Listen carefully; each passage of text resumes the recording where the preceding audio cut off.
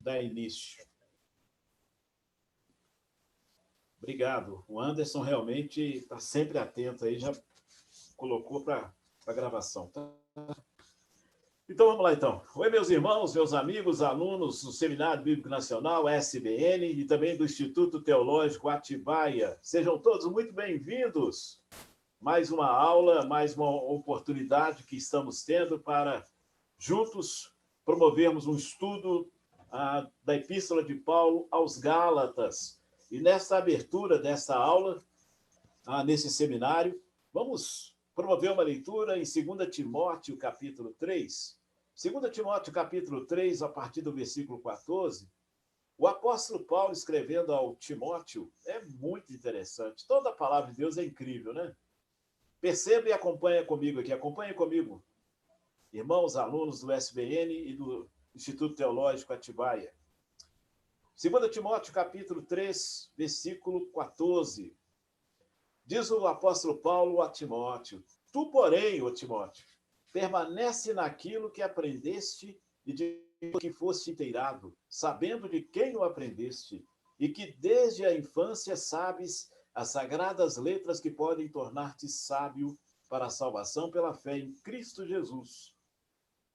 Toda a Escritura é inspirada por Deus, toda a Escritura é inspirada por Deus, com qual propósito? E útil para o ensino, para a repreensão, para a correção, para a educação na justiça, a fim de que a pessoa, o indivíduo, o ser humano, né, o homem de Deus, seja perfeito e perfeitamente habilitado para toda boa obra. 2 Timóteo 3, 14 a 17. Então, Paulo falou: Timóteo, fica ligado, fica atento. Não se esqueça o que você aprendeu, né? Você é um cristão, discípulo de Jesus, raiz. Você aprendeu a verdade, né, que se encontra na palavra de Deus desde a sua infância. E sabes que as letras, né, que a palavra de Deus, que é a Bíblia, ela contém realmente um conhecimento, contém um estudo, uma instrução que pode promover a salvação na sua vida pela fé. Ou seja, tem que crer. Você tem que tomar posse da leitura da palavra de Deus. E que toda a Escritura, né, toda a Bíblia, ela é útil para o ensino, para a repreensão, para a correção e para a educação na justiça. Você, vou dar uma lidinha na Bíblia aqui, não é roleta russa, não é aquela caixinha de promessa. Vou ver o que Deus tem para mim, não é assim que as pessoas fazem? Vou pegar um texto aqui, vou ver o que Deus tem. Aí pega lá, cai lá, Judas foi e se enforcou. Opa, aí não, isso não é para mim, não. Deixa eu abrir outra página aqui, joga outra página, aí vai, ela cai no versículo assim, vai e faça o mesmo. Aí não, aí confirmou. Aí. Não é assim, né? Não é roleta russa. Você tem que compreender toda a Escritura, tem que entender. Então, a palavra de Deus é o amor de Deus, é a carta de amor de Deus para as nossas vidas e traz ensino, nos repreende, nos corrige, nos educa na justiça de Deus. Tremendo, né? Esse texto aqui de Timóteo. Então, ele é pertinente, tem a ver, porque nós estamos num conteúdo de seminário, né, de estudo da palavra. Então, eu quero desejar uma ótima noite para você que está no Facebook, nos acompanhando no Facebook, você que está no canal do YouTube das Igrejas de Cristo, seja bem-vindo, você no Zoom, seja muitíssimo bem-vindo. Que tenhamos todos uma ótima aula, você conosco, juntos, né? Todos nós juntos, com a Bíblia aberta, vamos fazer a diferença. Vamos pedir aí o nosso querido João Mendes para nos dirigir em oração e, na sequência, o João Cruz tem a palavra, o nosso professor de teologia no Instituto Teológico Atibaia, em parceria com o Seminário Bíblico Nacional. João Mendes, por favor. Okay. Boa noite, irmãos. Paz e bem a todos vocês. Que Deus esteja nos guiando em tudo que tem sido feito para a honra e glória do Senhor. Oremos. Pai Santo, Pai amado, Senhor Deus Todo-Poderoso, Criador de todas as coisas e mantedor de todas as coisas, nós nos colocamos, Pai, na Tua presença nessa noite, agradecidos, Pai, pela oportunidade de aqui podermos estar, agradecidos por mais essa oportunidade de podermos aprender um pouco mais a Tua palavra, que essa palavra, Pai, não fique estagnada em nós, mas que ela possa fluir como rios de água viva para o bem-estar e a salvação de outras tantas pessoas que necessitam escutá-la e aprender do Senhor. Que o Senhor esteja, Pai, abençoando grandemente todos os ministérios que têm sido postos em andamento pelas igrejas no Brasil, pelos irmãos no Brasil. Cada ministério desse aí tem feito diferença enorme na vida de muitas e milhares de pessoas, com certeza de tantas pessoas que as pessoas que têm participado, que têm dirigido esses ministérios não têm ideia do alcance que tem chegado esses ensinamentos, essas palavras. Que o Senhor possa estar abençoando o nosso irmão nessa noite, o João Cruz, que vai estar trazendo esse estudo para nós. Que o Senhor esteja abrindo o nosso entendimento para que nós possamos aprender realmente e retermos tudo isso que tem sido ensinado, Senhor Deus. E que essa palavra seja palavra de transformação nas nossas vidas. Mas não somente nas nossas vidas, mas nas vidas de muitos milhares de pessoas ainda, através de nós. Porque sabemos nós que aqui nesse mundo nós somos os olhos, os pés e as mãos do Senhor Jesus. Que nós possamos olhar e ver as pessoas como Jesus via. Que esse seja o nosso objetivo, Senhor Deus, alcançar almas para o Senhor. Não tanto porque nós amamos muito as almas, mas porque, em primeiro lugar, nós amamos ao Senhor e queremos fazer a sua vontade. E é por isso que aqui nós estamos. E é por isso que nós agradecemos tanto ao Senhor pela tua bondade e misericórdia. Que o Senhor nos abençoe, que o Senhor nos guarde e que tudo que nós fizermos sempre em nossas vidas seja para a honra e glória do Senhor. E é no nome de Jesus que eu oro e agradeço por tudo. Amém. Amém e amém.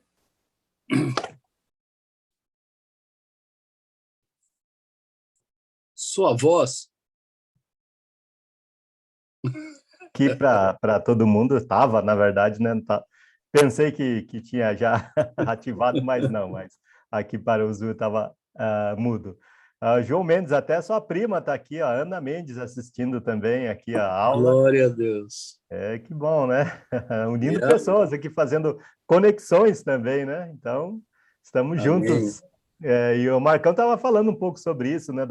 Do alcance que a gente está tendo com a internet, fazendo a diferença, e de fato é essa a nossa intenção também, né? De fazer a diferença. Tenho feito um trabalho já... Pode falar, João. Só quero falar uma coisa.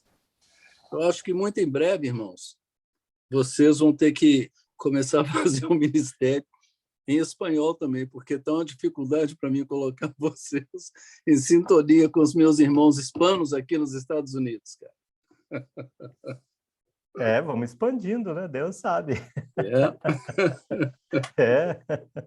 É isso aí. A gente até já pensou nisso, acredita? Mas a gente não fala espanhol ainda. Quem sabe alguém que fala espanhol aí? Mas, enfim, a gente acha que fala espanhol, mas não sai na hora, ninguém entende. Então, vamos orando, né, para que Deus possa nos usar de outras formas também, de formas que a gente nem pensou, né? Então, a gente tem feito esse trabalho já na internet há algum tempo, só o programa Comunhão, ele está indo para a sua... até difícil de falar, né? 220ª edição, quer dizer, 220 programas. Difícil até de pronunciar, até, né? Então, eu acho que nós estamos só no começo ainda. No caso do programa Comunhão, já estamos indo para 5 anos, daqui a pouco vamos fazer 5 anos no ar. Então, a gente começou há bastante tempo, por isso a gente também tem muita coisa para fazer pela frente. Daí surgiu várias outras coisas. Claro que tudo é fruto de uma coisa só, a nossa fé. E do que é mais importante, né? Sim, não, Marcão? Deixa eu aproveitar, está sendo até gravado, mas eu vou revelar para vocês um sonho, um desejo que eu tenho. E talvez o João Mendes seja um dos instrumentos de Deus nesse processo. O João Mendes, voltando para o Brasil, ele fala muito bem espanhol. Nós sabemos que no Brasil nós estamos isolados, nós somos os únicos que falam português. Os demais irmãos da América do Sul não falam português. Então, nós é que devemos buscar aproximar deles. E nós já tivemos, domingo retrasado, o primeiro culto em espanhol na igreja em Curitiba. Tivemos um culto Verdade. em tempo real, né? Em espanhol. Qual que é o sonho? Qual que é o meu sonho? Estou revelando para vocês aqui. Meu sonho é que nós possamos, em breve, começar a promover seminários e conferências em espanhol aqui no Brasil, convidando esses irmãos e essas irmãs para estarem conosco, para que a igreja no Brasil possa expandir, possa reunir, possa ter comunhão maior com os irmãos na Argentina, no Uruguai. Nós pensamos, na verdade, nós entendemos mais eles do que eles a nós. Essa que é a verdade, né? Então, eu e João Mendes já tivemos essa experiência lá em Nova Jersey, onde o João fundou o trabalho em português. Então, desculpe interromper um pouquinho só, mas isso é importante. Isso tem a ver até com Comunhão News. Eu acho até que nós podemos pensar um especial Comunhão News com a igreja lá em New Jersey. Por quê? Olha, irmãos, olha que pessoa, você que está... Olha que interessante. Começamos o João Mendes aqui conosco. Ele sai de Belo Horizonte, vai morar nos Estados Unidos, e lá não tinha, onde eles estavam, um culto em português. E, junto com outros irmãos brasileiros, começou um trabalho em português. E lá tem um culto em português, em inglês e em espanhol. E os irmãos, uma vez por mês, tem um culto total, um culto junto, unificado, em português e espanhol. O pregador sempre tem que ser em espanhol, porque eles não entendem tão bem a gente, né? E o João Cruz foi o pioneiro nisso, o João Mendes, melhor dizendo, foi o pioneiro junto com Márcia, João Matos, tantos outros Joãos, né? Incrível. Então, olha que interessante isso é muito rico. E expandiu a quantidade de irmãos que nós temos nos Estados Unidos hoje, e já temos a Igreja de Cristo também em português, em algumas outras partes dos Estados Unidos. Isso é bênção. E nós precisamos trazer essa visão da igreja nossa aqui, começarmos a servir os irmãos da Venezuela, os irmãos que estão chegando aí de fala hispana, que estão aqui no Brasil precisando de socorro. De verdade, nós, da Igreja de Cristo, através do Colheita Brasil, nós já estamos em Porto Velho, cuidando, dando uma pequena assessoria aos irmãos venezuelanos, que estão passando muitas necessidades, não são poucas, não. E os irmãos da Igreja de Cristo, através do Colheita Brasil, já têm ajudado com cesta básica, com evangelização, com conversões. Essas coisas já estão acontecendo. A igreja no Brasil está crescendo e nós precisamos crescer mesmo nessa área. Então, eu estou já compartilhando para vocês esse sonho. E, João, coloca no seu coração. Quem sabe, João, você vai ser um dos instrumentos de Deus pelo seu conhecimento no inglês, no espanhol e no português, viu, João Mendes? Deus seja louvado, João Cruz. Desculpe, Amém. Mas é bênção demais. É bênção, eu não consegui segurar isso, não. Gente, desculpa, só mais um minuto, João Cruz, desculpa.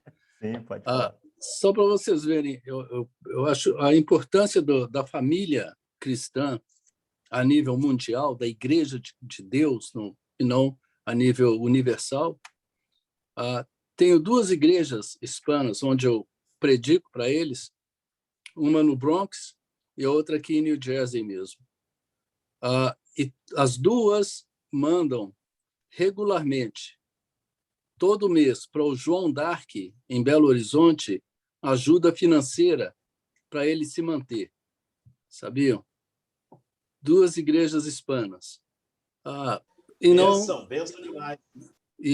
Só para ver como funciona o corpo de Cristo a nível universal. É uma coisa maravilhosa, é fantástico. Só isso. Obrigado. Obrigado a vocês por compartilharem seus sonhos também, mas falando um pouquinho até, uma coisa vai emendando na outra, né? Falando sobre o Colheita Brasil, ele realmente ajuda, assim, de uma forma pequena, ainda tímida, mas já fazendo alguma coisa lá em Boa Vista, porque vamos plantar uma congregação lá em breve, se Deus permitir, ainda este ano, vamos começar uma congregação lá. E também já conversamos muito, nada concreto, mas só lembrando assim das conversas que a gente teve ali na diretoria do Colheita Brasil, de que a gente podia fazer, isso é um pensamento só, né? Mas quem sabe Deus vai agir nisso, numa igreja hispânica para os venezuelanos lá. E até muitos irmãos de lá da Venezuela já vieram até formados, já são pregadores e tudo mais, nós até cogitamos usar assim o que nós já temos lá, uma igreja que já está se reunindo lá, em espanhol, né, com os irmãos venezuelanos, né? Eles estão recebendo uma pequena ajuda realmente do Colheita Brasil, porque o Colheita Brasil, ele serve, além de começar essas missões e tudo mais, também mais para servir às necessidades das igrejas de Cristo, até quase em qualquer língua. E por isso, até a gente sempre brinca também, né? África, espere por nós, né? Estamos indo, mas estamos começando por aqui mesmo. Bem, vamos começar? Obrigado a todos, obrigado, João Mendes, pelas suas palavras, pela sua oração também, ao Marcão, pela parceria aqui nos trabalhos também. E se alguém tiver alguma notícia abrangente, assim, a toda a Igreja de Cristo no Brasil, estamos aqui para servir, divulgar, compartilhar as boas novas, principalmente. Muito bem, da semana passada para cá, nós começamos Gálatas, falando sobre chamados para a liberdade, e dali do capítulo 5, nós vemos já o começo do texto, ele falando sobre isso, né? Fomos chamados para a liberdade, permanecer firmes na liberdade, não voltar de novo à escravidão. E até ele ressalta ali, a gente vai tentar talvez lembrar brevemente, né, um pouquinho sobre do que foi falado ali, não muito, né? Mas ele fala sobre a permanência com firmeza na liberdade que nos foi dada em Jesus Cristo, né? Antes de tudo, vamos começar com a leitura mesmo, porque não adianta, não dá para estudar a Bíblia sem leitura, a gente deveria fazer. A gente deveria ler várias vezes, em várias versões, mas, para ser dinâmico, a gente pega uma das versões mais conhecidas aqui e colocamos o texto até para que nós possamos dinamizar a nossa aula. Mas não deixe de você fazer isso na sua própria casa. Pegue várias versões da Bíblia que você tiver e leia o texto aqui que nós estamos lendo agora, mas você talvez esteja lendo numa outra versão, isso enriquece já.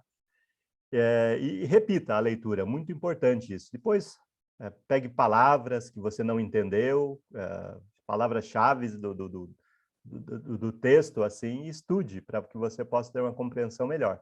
E, basicamente, também a Bíblia não é um livro para nós conhecermos mais, mas é um livro para nós praticarmos o que nós soubermos, mesmo que seja pouco. Mesmo que você ache que o seu conhecimento é pouco. Não existe isso, não existe fé pouca. Não existe. Fé, um grão de mostarda, quer dizer, é um exagero. É isso que Jesus estava fazendo. Jesus estava exagerando. Se for pequenininho, é o suficiente para fazer a transformação. A mesma coisa em relação ao conhecimento da Bíblia que você tenha. Se você acha que é pouco, é isso que Deus quer, fazer a transformação na sua vida a partir daquele conhecimento, que seja pouco, compreensão pouca, não importa. Se você não tem tanta leitura, lembre-se que as pessoas mais cultas é que rejeitaram a palavra de Deus. Os religiosos, os escribas, os mestres da lei. Né? Então, foram chamados mestres porque sabiam demais, mais do que podiam aceitar, inclusive, né? As coisas simples, Deus está nos chamando para as coisas simples. Então, vamos à leitura e não esqueça de fazer você mesmo a sua própria leitura várias vezes. Isso ajuda a entender melhor. Então, a leitura, a gente começou na semana passada, capítulo 5, do versículo 1 até o 4, e agora a gente vai fazer uma continuação. Porque nós, pelo Espírito, aguardamos a esperança da justiça que provém da fé. Porque em Cristo Jesus, nem a circuncisão, nem a incircuncisão tem valor algum, mas a fé que atua pelo amor. Vocês vinham correndo bem. Quem foi que os impediu de continuar a obedecer à verdade? Esta persuasão não vem daquele que os chamou. Um pouco de fermento leveda toda a massa. Então, a gente vê aqui, já retomamos da semana passada para cá, né, e fazendo um certo resumo aqui do que nós estamos vendo nesses capítulos aqui. Aqui, de um lado, nós temos os judeus com os seus argumentos e até perguntando, de certo modo, como vocês, não judeus, vão aprender a vontade de Deus sem a lei? Porque tudo que eles tinham, de fato, a lei era algo físico. E nós somos assim também, não adianta a gente negar que a gente também quer coisas palpáveis, apesar da fé não ser exatamente isso inicialmente. Mas ela é totalmente visível e palpável quando nós a colocamos em prática. É um grão de mostarda, pode ser.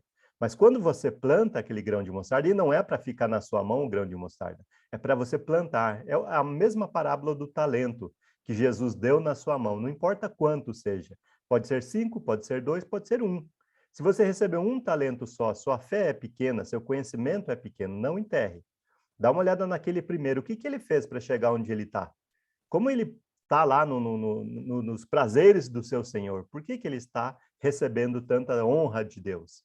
porque ele saiu logo a negociar o que ele recebeu de Deus. O conhecimento, seja a fé, que seja pequena, não importa. Tudo que começa, começa pequeno, mas não é para ficar pequeno para sempre. Eu sempre faço essa ilustração em vários lugares que eu vou, porque a gente sempre fala do grão de mostarda, mas raramente a gente mostra o grão de mostarda, né? E por isso mesmo, até tenho aqui na minha escrivaninha e sempre lembro dele, sempre que eu posso usar, eu uso. Aqui está o grão de mostarda. Consegue ver? Aqui está o grão de mostarda. Pequenininho, né? Mas é isso mesmo. Se eu colocar na palma da mão, até você nem consegue ver, nem consigo mirar aqui com a câmera, né? Veja lá. É isso. E várias vezes eu faço essa ilustração, assim, e na prática é uma coisa interessante até, se você conseguir um dia alguns grãos de mostarda, como eu tenho aqui, dê para as pessoas aí na sua congregação. O que vai acontecer? Naquele mesmo momento que você está dando na mão, alguns vão perder naquele momento. A fé é assim. Às vezes você coloca no coração de alguém, a pessoa acabou de receber e perde. Às vezes você precisa dar outro, né? Dar outras vezes. Tem gente que vai colocar no meio da Bíblia e só. Muita gente faz a mesma coisa com a fé. Está lá na Bíblia, mas é só.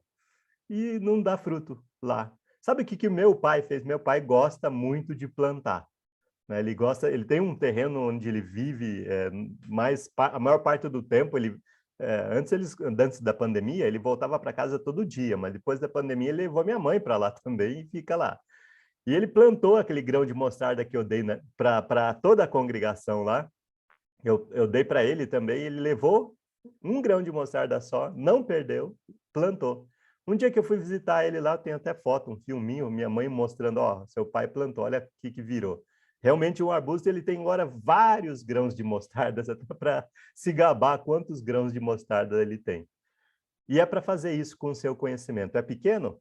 Coloca em prática, quer dizer, planta na terra. Não deixa lá no meio da sua Bíblia.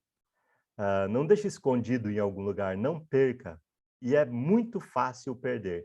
A fé, se é pequena, se você acha que é pequena, então invista nela, porque é muito fácil de perder. É muito difícil alguém te dar uma nova chance, uma nova oportunidade. Muita gente conta até 3. Deus até usa esse recurso, né, de contar até 3, né? Então, muitas vezes Pedro, né, quando negou Jesus, era 3 vezes, né?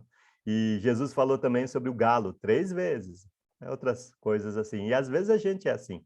Então, se você recebeu a fé, mesmo que seja pequenininha, coloque em prática, plante, porque ela vai te dar muitos frutos. Você come o fruto, você não come a semente. Se você ficar só com a semente, você vai passar fome. Então, você tem que plantar, porque você come o fruto. Então, você também na coleta também é assim, você dá a semente, para que um dia gere fruto. Mas você tem que tomar uma atitude, caso contrário, nada acontece. Então, de um lado, nós temos aí, em Gálatas, voltando para Gálatas, os judeus, que não desenvolveram a sua fé. Eles questionavam, a lei é boa, a lei é a palavra de Deus, eles podiam pegá-la ali na mão, mostrar os rolos, ler, não colocavam tão em prática quanto deviam. Aí a lei era boa. E sabemos que, em resumo, assim, era ame ao próximo, e você pega aí toda a lei já e coloca ela em prática. Mas a lei não dava o poder para obedecer, coisa que nós temos no Novo Testamento. De outro lado, nós temos Paulo, também defendendo a sua tese nesse caso, vamos colocar dessa maneira, né? E ele tem a resposta aí, a Gálatas é a resposta dessa pergunta: como é que vocês vão obedecer à vontade de Deus sem a lei? E Pedro e Paulo, às vezes a gente confunde. Eu confundo, pelo menos. Aí, muitas vezes, Paulo, então, esse é o argumento, basicamente, de Gálatas, é pelo Espírito de Cristo. Nós vamos obedecer tudo o que vocês estão falando aí pelo Espírito de Cristo, está ali, concentrado. E mais, está tudo nas boas novas. É uma lei de amor, que começa com amor. O que é o amor? Cristo foi dado lá na cruz por nós. Isso é o amor. 1 João fala sobre isso, né, também. E mais, Jesus... Desculpa, eu estou com um probleminha aqui de digitação, né? Mas Jesus, então, ele sim, cumpriu a lei por nós. Ele se fez maldição por nós e tudo que nós vimos aqui em Gálatas junto já. e vive em nós pelo Espírito Santo. Jesus Cristo vive em nós pelo Espírito, é pelo Espírito que nós conseguimos obedecer toda a lei. Somos novas criaturas que amamos o próximo. Coisa que no Velho Testamento a gente vê até uma pregação estranha para a gente, quando ele diz, basicamente, que o próximo não tem lugar no povo de Deus. Ele tem que se submeter, e as pessoas não têm que se submeter a nós para que nós as amemos. Jesus fez isso conosco inicialmente. Nós não nos submetemos a ele, e ele nos amou primeiro, para que nós pudéssemos ser convertidos, convencidos. Há um contraste, então, que nós vemos claramente aqui acontecendo no livro todo de Gálatas. A gente está pegando o livro como um todo.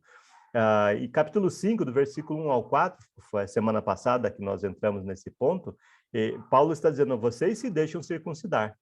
O contraste disso é que, porque nós, pelo Espírito, aguardamos a esperança da justiça que provém da fé. Agora sim, a continuação que você pode ver da semana passada para cá. A gente passou versículo 1 ao 4 da semana passada, né? Viemos do capítulo 4, mas entramos no capítulo 5 e fomos até o versículo 4. E agora a gente continua no versículo 5, falando exatamente isso, que é pelo Espírito que a gente obedece todas as coisas da lei. Porque nós, pelo Espírito, aguardamos a esperança da justiça que provém da fé. Então, ele está mostrando para os Gálatas e, consequentemente, também para os judaizantes, este contraste que está acontecendo. E nós vamos ver ainda hoje que existiam algumas pessoas que ainda pensavam em obediência ao Evangelho, não tinham se submetido totalmente. Basta a gente usar a lógica até. Como é que Paulo soube da Galácia, se ele não estava lá quando ele escreveu, ele está escrevendo a carta. Ele exatamente escreve a carta porque ele não está pessoalmente. Então, alguém foi lá e falou para ele. E esse alguém, ele estava, no mínimo, em dúvida. E aí, Paulo, o que acontece? Nós continuamos na lei, ou voltamos para a lei, ou vamos para a lei, porque alguns eram judeus, mas a maioria não eram judeus. Eles estavam sendo obrigados a se converterem ao judaísmo. E Paulo, então, ele vai esclarecer essa questão, está fazendo isso no livro todo. O livro todo é para isso mesmo. Ele fala muito pouco sobre os outros, quem são eles, ele não identifica no livro. A gente tem a identificação deles mais exata em Atos, quando acontece essa mesma questão, né, em outras situações. Aconteceram provavelmente muitas vezes, mas lá a questão já foi definida pelos apóstolos de Jerusalém. Você pode ler do versículo 13 até o versículo 15 de Atos, você vai ver melhor essa questão. A primeira viagem missionária, a pregação do evangelho e o primeiro confronto assim direto com os judaizantes que estavam pensando exatamente isso, obediência a toda a lei, começando pela circuncisão. E é exatamente esse o cenário que nós temos aqui de Gálatas. Então existe esse contraste aí que ele está mostrando para eles. Olha, vocês estão se deixando circuncidar, mas o que o que vocês foram chamados desde o início, o evangelho, é que nós, pelo Espírito, nós aguardamos a esperança que vem da fé. Né? Então, lembrando novamente da fé, o grão de mostarda, etc. Então, para voltarem à obediência à lei, os judeus estavam circuncidando os gálatas que não eram judeus. Então, a gente está vendo isso ali. Alguns eram, provavelmente, não só provavelmente, mas Paulo primeiro ia nas sinagogas, então ele encontrou ali vários judeus inicialmente, mas ele depois sacudiu o pó das vestes deles na primeira viagem missionária e falou, vou para os gentios, eles que vão ouvir o evangelho daqui para frente, essa é a minha missão. Depois, encontrando até mesmo os apóstolos, ele falou sobre o evangelho da circuncisão e o evangelho da incircuncisão, que é o mesmo evangelho, só que ele estava se referindo ao seu objetivo, né? ao seu público, os circuncisos, os judeus, e os não circuncisos, os não judeus, sejam eles quem forem, gregos, romanos, ali os gálatas, hoje na Turquia, na Galácia, seriam turcos hoje, né? Então é uma região para nós hoje nova, que não existia exatamente, porque é tudo Império Romano ali que nós temos, né? Bem, vemos também o seguinte, Paulo pregava o evangelho da incircuncisão, a gente vê isso em Gálatas capítulo 2, versículo 7, ele cita isso, e falando em citação, ele fala sobre circuncisão 9 vezes no livro de Gálatas. Por quê? Com o objetivo, logicamente, combatendo essa questão, porque era a porta de entrada para a lei, porque para se tornar um judeu, era uma questão de lei, de fato, de nós vimos semana passada que era uma aliança chamada perpétua.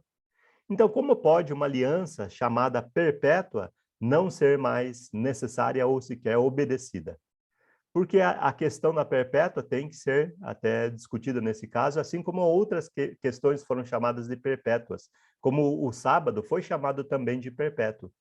Se duas leis chamadas de perpétuas, hoje é a nossa questão, uma delas nem sequer é mencionada por nenhum religioso, a circuncisão. Outra, alguns religiosos ainda trazem à tona, por exemplo, né, o sábado. Então, são duas leis aí e chamadas de perpétua. E mais, até a circuncisão, ela tem talvez um peso maior, no sentido de que ela é chamada de aliança entre Deus e o homem. Mas não é claro que todo o homem, é todo o homem judeu. Isso aí é que entra a diferença, a contextualização que as pessoas nem sempre fazem para o entendimento da palavra de Deus, né? Falando sobre a circuncisão, aí ele começa a usar esses argumentos, de fato, mostrando, já mostrou várias vezes, desde que ele fala 9 vezes sobre circuncisão. A gente está chegando quase no final do livro, então ele já falou várias vezes aqui sobre circuncisão. Mas ele continua dizendo, porque em Cristo Jesus nem a circuncisão, nem a incircuncisão tem valor algum, mas a fé que atua pelo amor. Então, a circuncisão em si, ela foi, claro, importante e necessária, mas como um ritual de passagem, que levou, claro, pelo menos 1000 e poucos anos aí, até a chegada de Jesus Cristo, né, de Abraão, que foi o primeiro a ser circuncidado, e todos os seus homens da sua casa, né? Que é coisa para homem circuncisão, né? Graças a Deus não é mais uma obrigatoriedade, de qualquer modo era feito ao 8º dia do nascimento, então a pessoa não necessariamente sentia ou lembrava da dor, e quando não tinha também anestesia na época, né? Mas isso não é nada, Paulo fala, nem a circuncisão, nem a incircuncisão, não tem valor algum. O que tem valor é a fé, que atua pelo amor, fé e amor. É uma tese daqui para frente que ele vai usar bastante, a fé e o amor. A gente vai falar bastante sobre isso. Mais uma coisa. Nossa circuncisão, semana passada nós falamos sobre isso. Nossa circuncisão está no batismo. Não é mais a carne física, mas é a carne espiritual. O velho homem, ele não é só tirado um pedacinho, mas ele é totalmente tirado da terra, espiritualmente falando, porque ele dá o seu corpo todo, não somente um pedaço do seu corpo, mas agora é o corpo todo. Então é a circuncisão total que nós temos do velho homem sendo cortado totalmente pela palavra de Deus, que é uma espada muito afiada, né? E ele repete esse conceito também no capítulo 6, que nós vamos falar provavelmente semana que vem, acho que, e olha, semana que vem é a última aula. Incrível como o tempo passa rápido, como rende assunto aqui para nós conversarmos. 6 capítulos daria para fazer 6 aulas. E inicialmente posso confessar para vocês que era o que eu tinha. Eu tinha já preparado essa aula no passado, né, depois que o Marcos me convidou, e eu tive que readaptar para nós termos uma aula mais profunda, porque eu tinha 6 aulas, né, 6 capítulos, um capítulo cada aula, e duração de 1 hora, né? Então, eu precisei estender mais ainda, pesquisar mais, estudar mais, e aprendi muita coisa. Graças a Deus, aprendi bastante. Como diz o ditado, está bem correto, né? Aquele que ensina, aprende 2 vezes. Então, eu fui o primeiro a aprender. Então, Paulo, então, aqui usa a circuncisão e as mesmas palavras, basicamente as mesmas palavras, nos 2 capítulos, capítulo 6, capítulo 5, melhor, versículo 6, e capítulo 6, versículo 15. A circuncisão e nem a incircuncisão não tem valor nenhum. E como mencionei, o batismo é a nossa circuncisão, aí ele fala no capítulo 6, versículo 15. Mas o ser nova criatura. Então, essa é a nossa circuncisão, nos tornarmos nova criatura. E como nós nos tornamos nova criatura? Nascendo de novo. E como nós nascemos de novo? Através do batismo. A morte, sepultamento e ressurreição de Jesus. E nós, juntamente com ele, ressurretos também. Dessa forma, então, essa é a nossa circuncisão. Falando sobre a circuncisão, é uma aliança, né, entre Deus e o homem, falamos sobre isso, né? E se uma pessoa obedece somente um mandamento da lei, qual é a obrigação que assume? Vimos semana passada também. Então, se ele quisesse fazer uma coisa, ele se obrigava, não é opcional, é obrigatório, então. você fazer tudo o que é da lei. E principalmente no caso da circuncisão, como nós vimos semana passada, uma lei chamada de aliança, não somente uma lei isolada, mas é chamada de aliança. Então, nós temos, a certo modo, várias alianças assim. Nós muitas vezes ressaltamos duas, a velha aliança e a nova aliança. Mas nós temos no meio aí várias alianças que Deus fez com o homem, e a circuncisão é uma delas, e também chamada de perpétua. Porém, se você fizer uma delas, lá do Velho Testamento, se você quer ser judeu, realmente vai ter que fazer tudo dos judeus. Bom, daqui a pouco eu tenho uma pergunta para o João Mendes, mas daqui a pouco.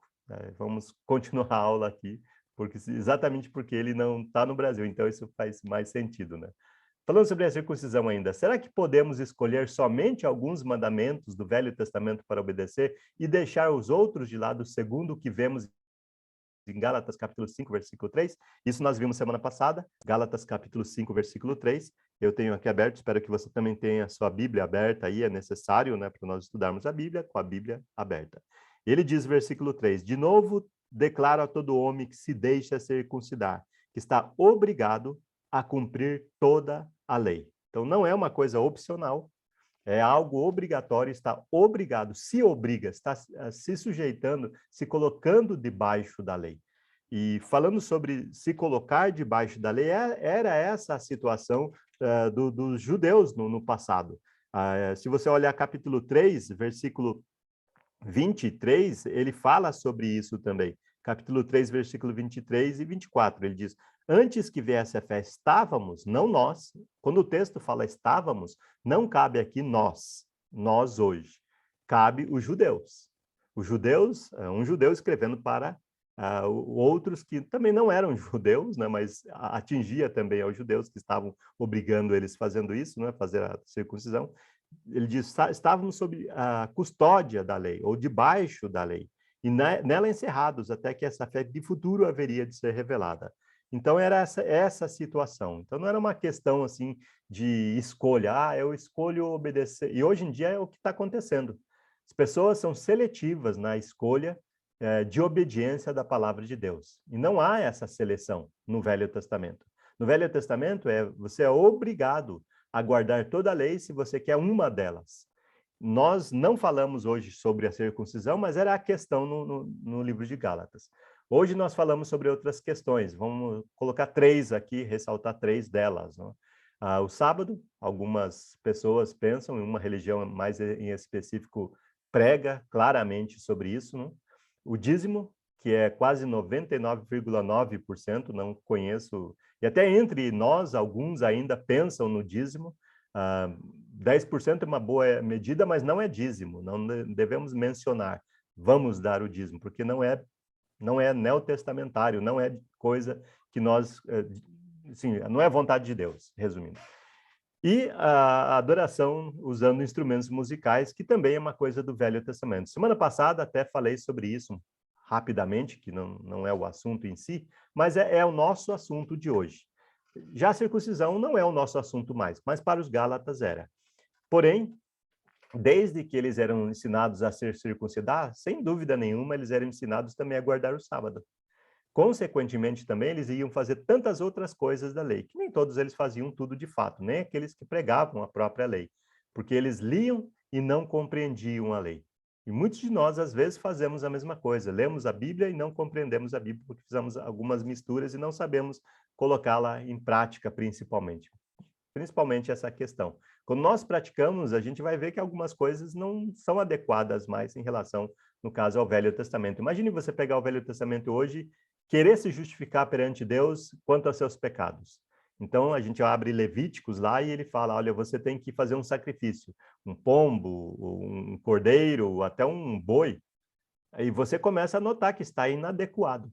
Então, alguma coisa está errado. E aí você se depara com passagens como essa de Gálatas, né, capítulo 5, onde ele diz, é obrigado, versículo 3, obrigado a guardar toda a lei, se você quer guardar uma parte da lei. Então, mas trazendo para nós essas 3 questões hoje em dia, que é o dízimo, o sábado e música instrumental, que muitas pessoas não se ligam quanto a isso, principalmente essas 2 questões. Dízimo, que é interessante, por motivos óbvios, né?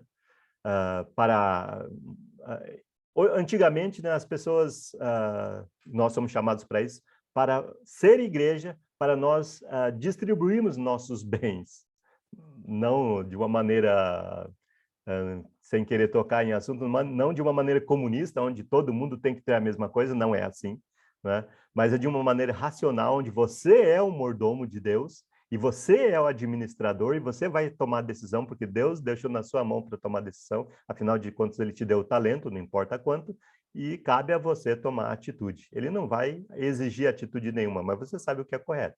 Então, enfim. E outra questão também do sábado, né? Ou melhor, da música, do instrumento musical, que é uma coisa muitas pessoas também questionam, inclusive na igreja. A gente não tem que notar. E semana passada eu falei um pouco sobre isso. Né? Na sinagoga, então nós temos 2 lugares de adoração no Novo Testamento nos dias de Jesus. Nós temos o templo, lá de Jerusalém, e nós temos as sinagogas, quando, por exemplo, Jesus, lá em Lucas, capítulo 4, se não me engano, versículo 12, ele vai para uma sinagoga e levanta-se para ler. A sinagoga estava ali em Nazaré. Então, eram filiais do templo. No templo, você tem toda aquela pompa.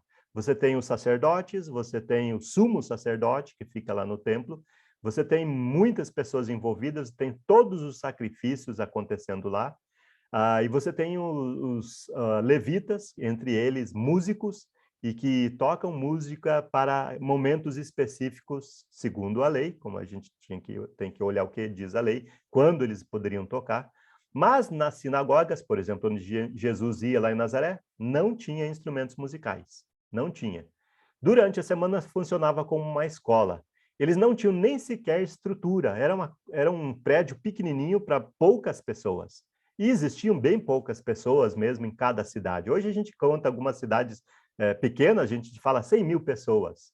Naquela época era assim, muito menos. Eram 2, 3, 4, 5 mil pessoas.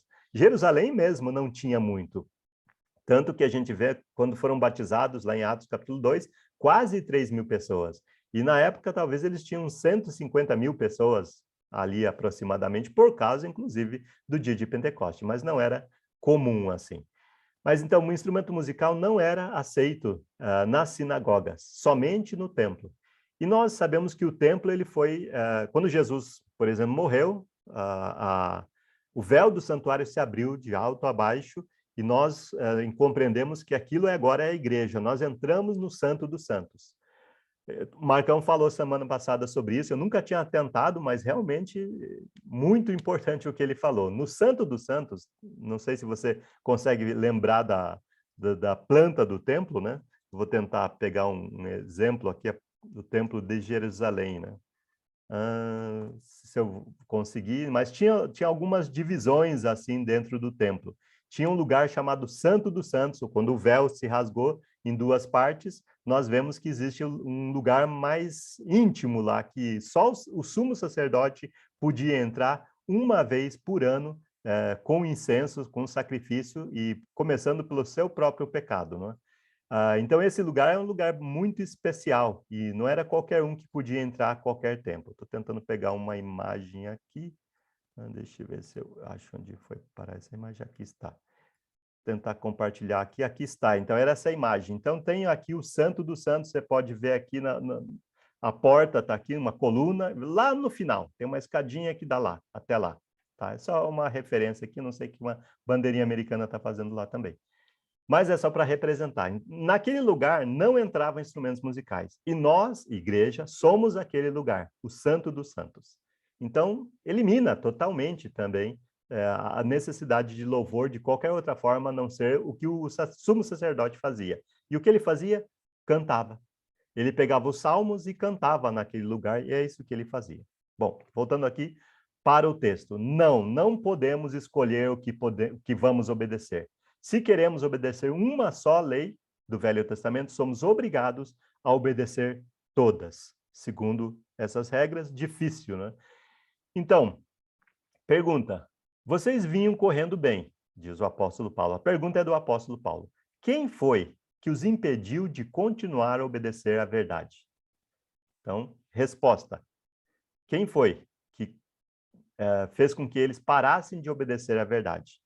Alguns que estão perturbando vocês e querem perverter o evangelho. A resposta está no próprio livro, e a gente pega essa parte de Gálatas capítulo 1, versículo 7. Também de Gálatas capítulo 4, versículo 17, diz: estes que se mostram tão zelosos em relação a vocês, não estão sendo sinceros. O que eles querem é afastar vocês de mim para que vocês se interessem por eles. Então, aquela briga de poder, velha briga de poder que sempre existiu, sempre vai existir, não é? Mas não vejo isso acontecendo muito no nosso meio, até essa briga de poder. Pode acontecer, sem dúvida nenhuma, mas porque nós não temos esses interesses, principalmente interesses financeiros, nós não temos essas questões entre nós, mas pode acontecer. E nós temos as respostas bíblicas para isso também, o que fazer. Daqui a pouco a gente vai falar sobre isso. Mas aquele que está perturbando vocês, isso capítulo 5, versículo 10, daqui a pouco a gente vai ver também isso mais, seja ali quem for, sofrerá condenação. Então, aqui ele está definindo quem são estes, né, que estavam continuando e impedindo eles a continuar a obedecer à verdade. E todos aqueles que querem ostentar-se na carne, quer dizer, obrigando eles, olha, eu consegui converter mais um aqui e ele vai hoje nós diríamos, ele vai se batizar. Mas eles diriam, hoje ele vai se circuncidar. Interessante, diferença, né? Diferenciou bastante aí nesse caso, a gente vê isso acontecendo, né? E é de fato o que estava acontecendo lá. Então, são estes aí. Quem eram eles? Aí, novamente, só uma referência, porque a gente já viu lá no passado, né? Nas primeiras aulas, eram os fariseus que haviam se convertido também. Por incrível que pareça, eles também tinham sido batizados. Eles também tinham confessado Jesus como Senhor. Mas isso não é nada demais, vamos colocar assim. Por quê? Logo que Jesus morreu, foi sepultado, e até mesmo que Jesus estava ali entre aparecer para os seus discípulos na ressurreição, né? Já tinha ressuscitado até. O que disse o apóstolo Pedro? Vou voltar a pescar. E nós, às vezes, podemos, dentro da fé, mesmo sabendo que Jesus morreu, foi sepultado e ressuscitou, mesmo nós conhecendo o evangelho, é possível também nós cometermos o mesmo erro, voltarmos à pescaria lá do passado. Eu era pescador, vou voltar a ser pescador. E alguns, às vezes, falam, eu era pecador, vou voltar a ser pecador, né? Então, o que os fariseus estão fazendo aqui é o comportamento humano. Como mencionei, acho que uma ou duas aulas anteriores, nós precisamos olhar para o cisco dos outros com mais compaixão. Porque, às vezes, a gente está com uma trave. Não pensemos que nós somos perfeitos. Pelo contrário, se nós formos perfeitos, não precisamos nada disso.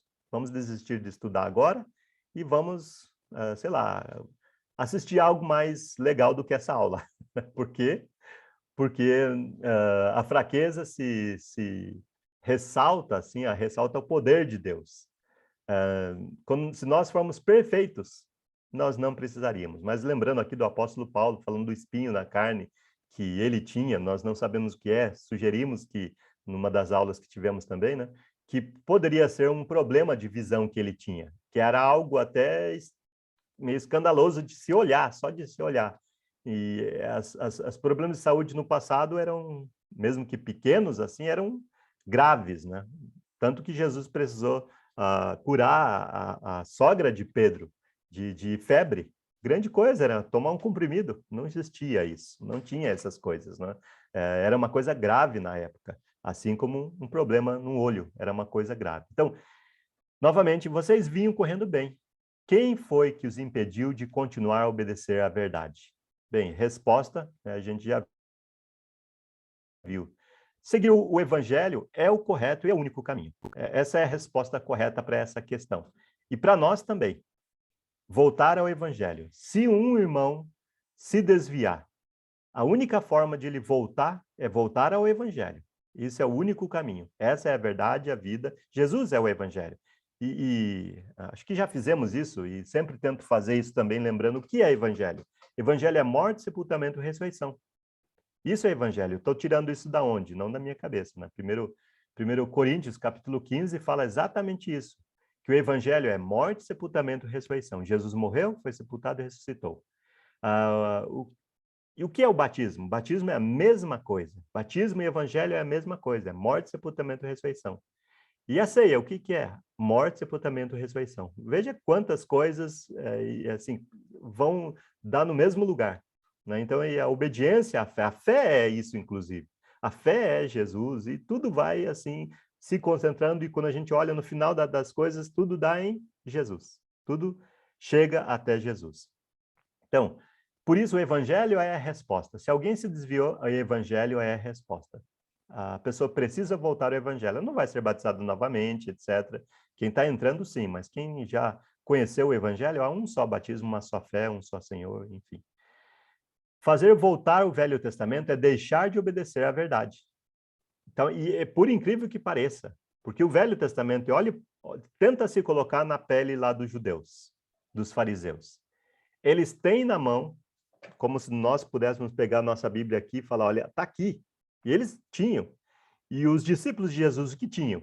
A mesma coisa, por incrível que pareça. Paulo, quando fala para suas pregações, né, ele fala até os de Bereia eram os mais nobres que de Tessalônica, porque examinavam as escrituras. O que eles examinavam?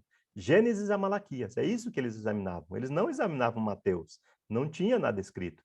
Nem Apocalipse, não tinha nada escrito. Eles tinham, então, que examinar as escrituras, o que foi escrito lá no passado. Essas eram as escrituras. Até hoje, o Velho Testamento é chamado, no Novo, né, de escrituras. Jesus disse para os judeus, examinai as escrituras, porque elas testificam de mim. Então, eles só tinham isso. Então, nós devemos nos colocar também no papel deles, para também nós não corrermos o mesmo risco. Ser legalista demais, é o que eles foram. Se prenderam àquilo que eles já sabiam, inclusive, né? Estejamos abertos, mas sempre com sabedoria, vindo do Espírito Santo, também para nós não cairmos nos erros, né? Fazer voltar ao Velho Testamento, então, já não é mais a vontade de Deus e obedecer à verdade.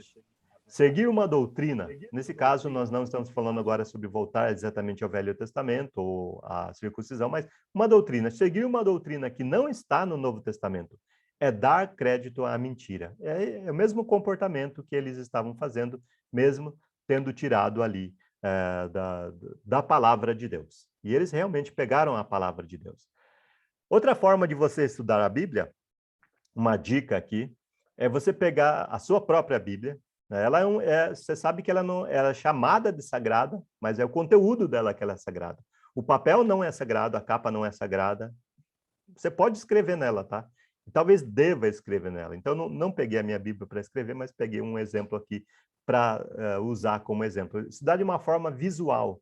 Faça anotações na sua Bíblia. Aqui nós temos o texto que nós lemos até agora. Estamos indo para o versículo 6, né? E veja só o que ele diz. Ele começa lá, para a liberdade que Cristo nos chamou, e vai fazendo a leitura toda como nós já fizemos, né? E aí chega essa parte. Esta persuasão, então veja só que no versículo, acabamos de ler aqui o versículo 7. Vocês vinham correndo bem. Quem foi que os impediu de continuar a obedecer à verdade? Aí ele continua dizendo, esta persuasão, que persuasão é esta da qual ele está falando? São formas para a gente entender a Bíblia, lembrar do contexto. Para a gente entender qual é o contexto, a gente tem que começar a fazer perguntas da nossa leitura. Então, ele parece que começa do nada, mas ele não está começando do nada. Quando ele fala esta persuasão, vem do que ele falou anterior. É isso. Não vem daquele que o chamou, essa persuasão. Então, grife sua Bíblia, como eu fiz ali com o texto. Esta persuasão. Aí pergunte a si mesmo, que persuasão? Do que ele está falando? Então, ele remete ao que ele falou anteriormente. Então, vamos remeter ao que ele foi falado anteriormente. E aí a gente vê, na semana passada, a gente viu esse trecho aqui. Pegamos os 4 versículos para dizer o que estava acontecendo. E, resumindo aqui, eles estavam sendo obrigados a se circuncidar. Então, essa persuasão não vem daquele que o chamou. Então, a gente chega à conclusão de que precisar ser circuncidado, faltou um R ali no precisa, né? De que precisar ser circuncidado ou obedecer à lei de Moisés para ser salvo, não vem daquele que os chamou, não vem de Cristo. Cristo também nos chamou, assim como os Gálatas, também nós fomos chamados pelo Evangelho, por Cristo, aquele que morreu e foi ressurreto. Então, a pregação é essa, ele ressuscitou. Era uma coisa sensacional que Paulo estava pregando. Cristo ressuscitou dentre os mortos. A tal ponto que em um ponto da sua pregação alguém perguntou quem é esse tal de Cristo e essa tal de ressurreição. Pensavam que eram dois deuses, né? Mas é uma pregação tão forte que é isso que convence, e que Jesus ressuscitou é a nossa fé, e sempre será. Então, mas essa persuasão de voltar à doutrina do Velho Testamento, essa persuasão de uma doutrina qualquer, às vezes pode invadir a igreja, e pode, né? Nós estamos lutando, e às vezes invisivelmente estamos lutando, ela pode aparecer a qualquer momento. Lembre-se de Paulo em Atos, capítulo 20, que chamou os presbíteros lá de Éfeso, e ele falou para eles, olha, eu vou pegar o texto aqui, porque eu lembro a passagem, mas citar com as minhas próprias palavras, eu vou cometer alguns erros. Então, Atos capítulo 20, no versículo 28, ele chama os presbíteros lá de Éfeso e fala com eles, cuidem de vocês mesmos e do rebanho, sobre o qual o Espírito Santo os colocou como bispos para pastorearem a igreja de Deus que ele comprou com seu próprio sangue. Sei que depois da minha partida, lobos vorazes penetrarão no meio de vocês e não pouparão o rebanho. E dentre vós mesmos se levantarão homens que torcerão a verdade, a fim de atrair os discípulos para si mesmos. Veja só então que Paulo faz e fala, é o mesmo que nós estamos fazendo com a igreja hoje. Hoje nós temos que, e sempre que nós nos reunimos, e geralmente nós nos reunimos no domingo, né? Vamos colocar domingo como o dia da reunião, o que nós estamos fazendo? Nós estamos aqui cuidando do rebanho, que o Espírito Santo comprou com seu próprio sangue.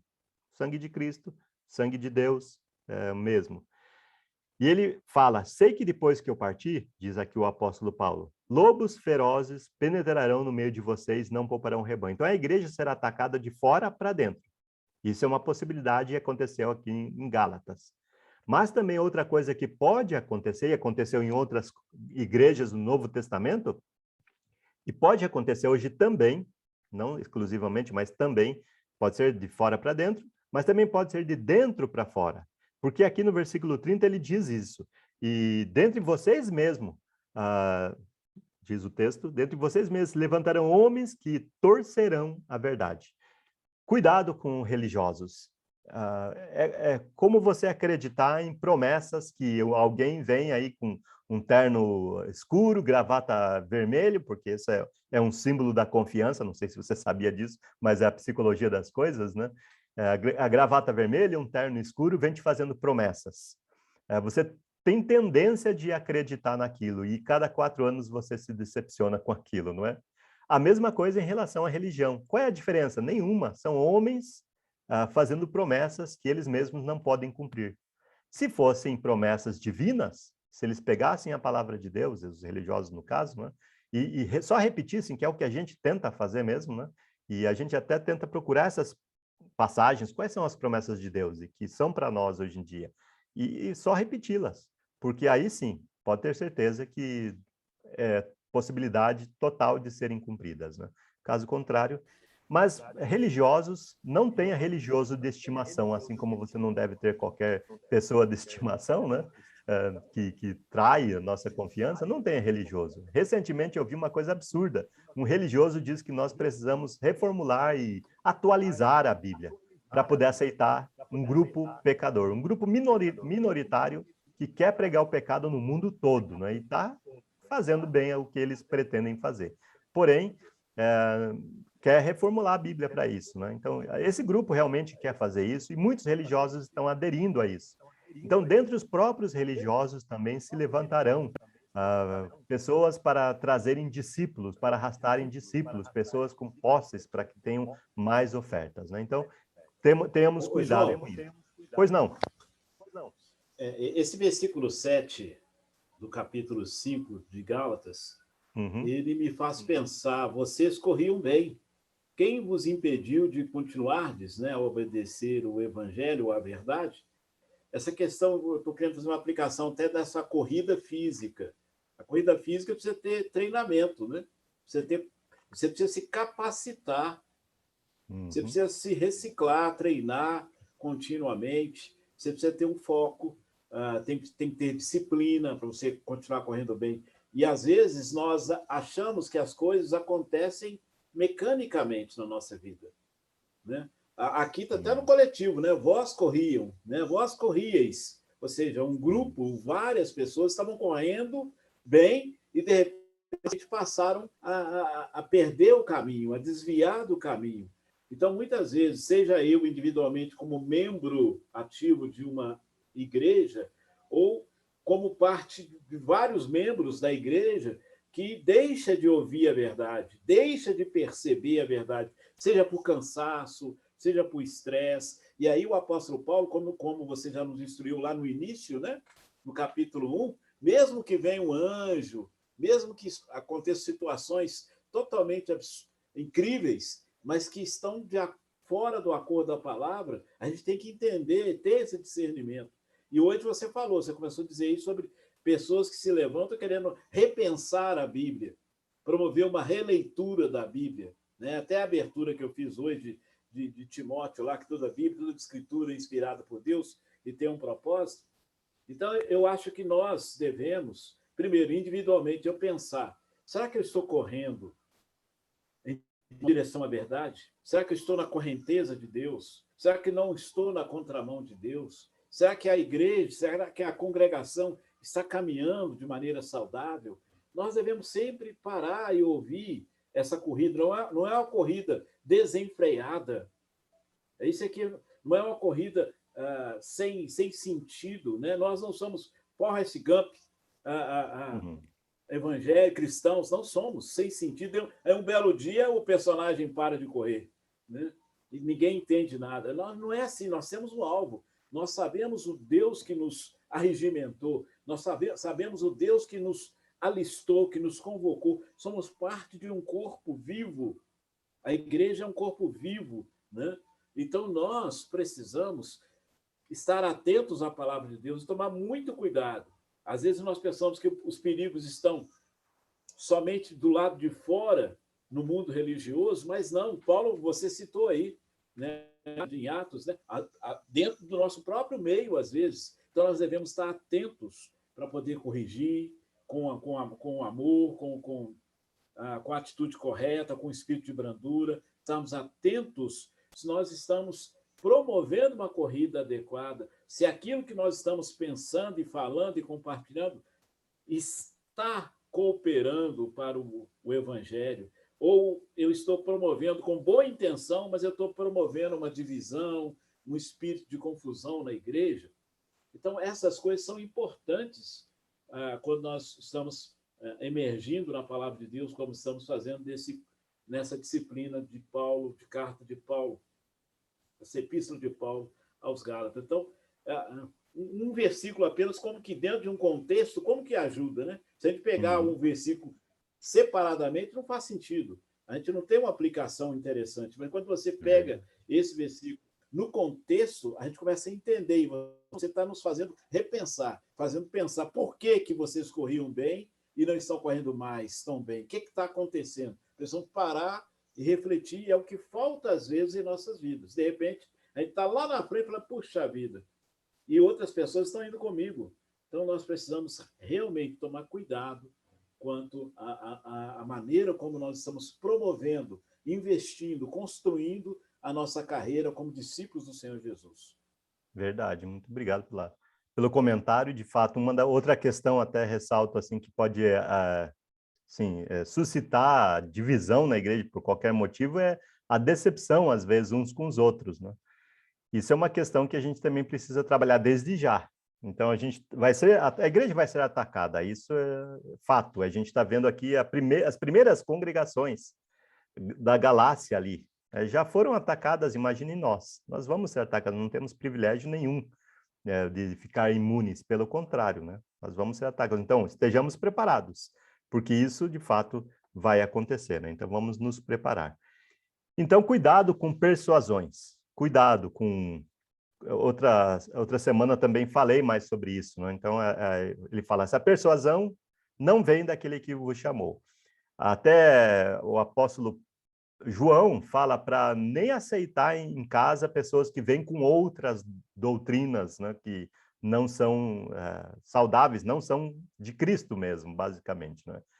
Na outra semana nós falamos sobre Paulo em Colossos, no caso para os Colossenses, que ele escreveu. E ele diz sobre argumentos falaciosos. Quando ele fala sobre essa persuasão, também é a mesma questão lá dos argumentos falaciosos. E, por incrível que pareça, não é nada incrível, na verdade, né? Tanto Gálatas como em Colossos, nós temos a mesma situação acontecendo. Pessoas tentando fazer voltar ao Velho Testamento. Então ele diz, tenha cuidado que ninguém enrede vocês com filosofias e vãs sutilezas. Então, é a mesma ideia da persuasão ali. E eu não sei se você já estudou sobre essa palavra, persuasão. Não sei se você já tentou ser persuasivo na sua profissão, por exemplo. Muita gente tenta ser persuasivo nas vendas, por exemplo. Mas nós não estamos vendendo nada, não somos daqueles que mercadejam a palavra de Deus, como o apóstolo Paulo fala, né? Antes nós falamos na presença de Deus, né? E sobre as palavras de Deus, é o que nós também devemos fazer. Não ficar usando persuasão. A melhor persuasão que nós já temos, já está lá na palavra de Deus, é o Evangelho. Jesus morreu, foi sepultado e ressuscitou. Essa é a nossa persuasão que nós devemos usar. Esse é o único argumento. Pois não? Você falou sobre um ponto que eu acho importante demais. Pessoas que chegam querem nos persuadir, mas com atitude, vêm bem arrumados, parece que conhecem a Bíblia, parece que estão falando do amor de Deus. E alguns anos atrás, a minha saudosa e querida mãe, quando eu cheguei em casa, eu ainda era solteiro, eu chego em casa, tinham 3 pessoas, 2 senhores e uma senhora, com a Bíblia aberta, assentados, conversando com minha mãe. Minha mãe já era convertida, e eu logo percebi que grupo era aquele. É aquele grupo que nós sabemos que tem um hábito de casa em casa, que é muito bom isso, né? Isso é um bom exemplo, né? De visitar Sim. as pessoas e persuadir as pessoas na verdade. Mas eles persuadem, mas não é na verdade Deus. Então, quando eu percebi aquilo, e eu, educadamente, mas de maneira firme, eu chamei minha mãe à parte, falei, com licença, senhores. Levei minha mãe à parte, numa outra sala, falei, mãe, depois eu explico à senhora, eu vou convidar essas pessoas a se retirarem, e depois eu explico à senhora adequadamente. Pode ser a casa da senhora, a senhora aqui, né? Mas eu posso, depois eu explico para a senhora, eu abro para a Bíblia, e assim eu fiz. Voltei, agradeci, dei boa noite àqueles. Agradeci para Deus abençoe vocês, porque eu sabia também que eles não estavam prontos para ouvir, não queria promover uma discussão. Até uma discussão, ela tem um momento certo, né? Tem que ter sabedoria. E eu agradeci, falei, olha, vocês vão me desculpar, mas neste momento eu gostaria de pedir aos senhores que a gente não vão poder te dar a atenção que os senhores merecem, e, por favor, me desculpem, né? E convidei eles para se retirarem. E eles saíram, e aí eu sentei, abri a Bíblia e mostrei para minha mãe. Principalmente uma pessoa que é nova na fé, que não tem tanto entendimento, essas pessoas chegam, né, lobos vestidos de ovelhinhas, né, e acabam trazendo, então, esse cuidado. Até mesmo hoje na internet tem muito material interessante, bom, a princípio, mas que a raiz do material é de uma doutrina falsa. É uma doutrina que leva as pessoas para outros caminhos. Então, até nisso, eu e você devemos tomar cuidado, até de compartilhar. Até uma situação que é muito boa, que aquela pessoa está ensinando, mas a raiz, a fonte onde aquela pessoa está ligada, vai desviar em algum momento o nosso irmão, a nossa irmã, ou a pessoa que quer permanecer na verdade. Então, nós devemos evitar de compartilhar isso. Tem que ter muito bom senso no que se refere a isso, ok? Verdade, concordo totalmente com o que você está falando, até é bíblico, inclusive, né? Não é fácil de fazer uma situação dessa, né? Mas é necessário, muitas vezes, a gente ter... Primeiro, vem da sabedoria, realmente, né? Então, até vou usar a passagem aqui, desculpe, tentando pegar a passagem, que aqui está até a passagem de 2 João, capítulo 1, versículo 10. Se alguém for até vocês e não levar esta doutrina, então olhe lá a doutrina, não o recebam em casa, nem lhes deem boas-vindas. Exatamente esse grupo que você falou aí, eles dizem que Jesus não é Deus, por incrível que pareça, né? Mas eles dizem isso, eles dizem claramente. Então, a passagem também é clara. não os recebo em casa. A gente tem que convidá-los mesmo para conhecer a verdade e muitas vezes até se opondo mesmo a tal atitude, né? Então, é o que realmente a gente deve fazer. Muitas, às vezes, a gente quer ser educado e tal, mas... E o perigo, né? O perigo que a gente está se expondo. O perigo é maior do que, né, às vezes, a falta de noção que a gente tem, né, sobre até a própria palavra é maior do que o perigo que a gente está querendo enfrentar ali, não tem capacidade, nem deve, né? Realmente, né? Então, a gente não precisa vencer todas e nem entrar em qualquer briga, né? Então, lá em Colossenses, a gente vê que Paulo fala assim, toma cuidado com os argumentos falaciosos, com filosofias e vãs sutilezas. As pessoas elas sabem como atingir o seu objetivo. Todo mundo que tem algum interesse assim em você, por exemplo, ou em números até, né? Eles sabem o que fazer, eles já estão nessa há muito tempo para isso, para atingirem seus objetivos. Então, cuidado com essas persuasões. Como combater as falsas persuasões, que não vêm de Deus, daquele que nos chamou? Peço a você com insistência, disse Paulo, né, para Timóteo, né, lembrando também, que pregue a palavra insistentemente, que seja oportuno, quer não. Corrija, repreende, exorta, com toda a paciência e doutrina. Então, assim é que nós nos protegemos para combater também essas persuasões daquele que nos chamou, ao contrário daquele que nos chamou, né? Se não vem de Deus, não vem de Jesus, a palavra, são persuasões daquele que, assim, contrárias àquele que nos chamou. Então, devemos realmente ficar, nos proteger disso mesmo, até com a atitude de dizer, olha, não quero ouvir sobre isso na minha casa, por exemplo, né? Às vezes é necessário, principalmente se você não tem segurança suficiente também para isso. Então, não arrisque a sua alma, é única, não tem outra oportunidade se você perdê-la. Isso estava acontecendo com os Gálatas. E Paulo estava falando claramente e duramente com eles sobre essa questão. Outra questão, como devemos combater as falsas persuasões? Pelo contrário, o bispo deve ser hospitaleiro, amigo do bem, sensato, justo, piedoso, deve ter domínio de si, ser apegado à palavra fiel, que está de acordo com a doutrina, para que possa exortar pelo reto ensino e convencer os que contradizem este ensino. Aqui, claro, está falando do bispo, mas o que um bispo deve ser, todos os irmãos devem ser, porque, afinal de contas, ele é o quê? Ele é só o exemplo da igreja, como a igreja deve ser. Deve ser como ele é. Então, assim também, nós devemos ser apegados à palavra fiel. E devemos falar de acordo com a doutrina, para que nós possamos exortar, quer dizer, animar as pessoas pelo reto ensino. Usar o reto ensino para animar, mas também para convencer os que contradizem este ensino. E o ensino, nós sabemos que está baseado nas palavras de Jesus, no evangelho mesmo, né? Nos 4 evangelhos ali, a gente tem a base para tudo o que nós necessitamos. E temos depois, posteriormente, as epístolas que nos reforçam a fé. E temos pegado como exemplo mesmo, e é o exemplo que nós estamos pegando aqui, é Gálatas, para também defender a nossa fé. Segunda parte aqui, vamos falar agora sobre o fermento dos fariseus, e provavelmente não é a primeira vez que você deve ter ouvido falar sobre isso. Vem até do Velho Testamento, essa questão do fermento.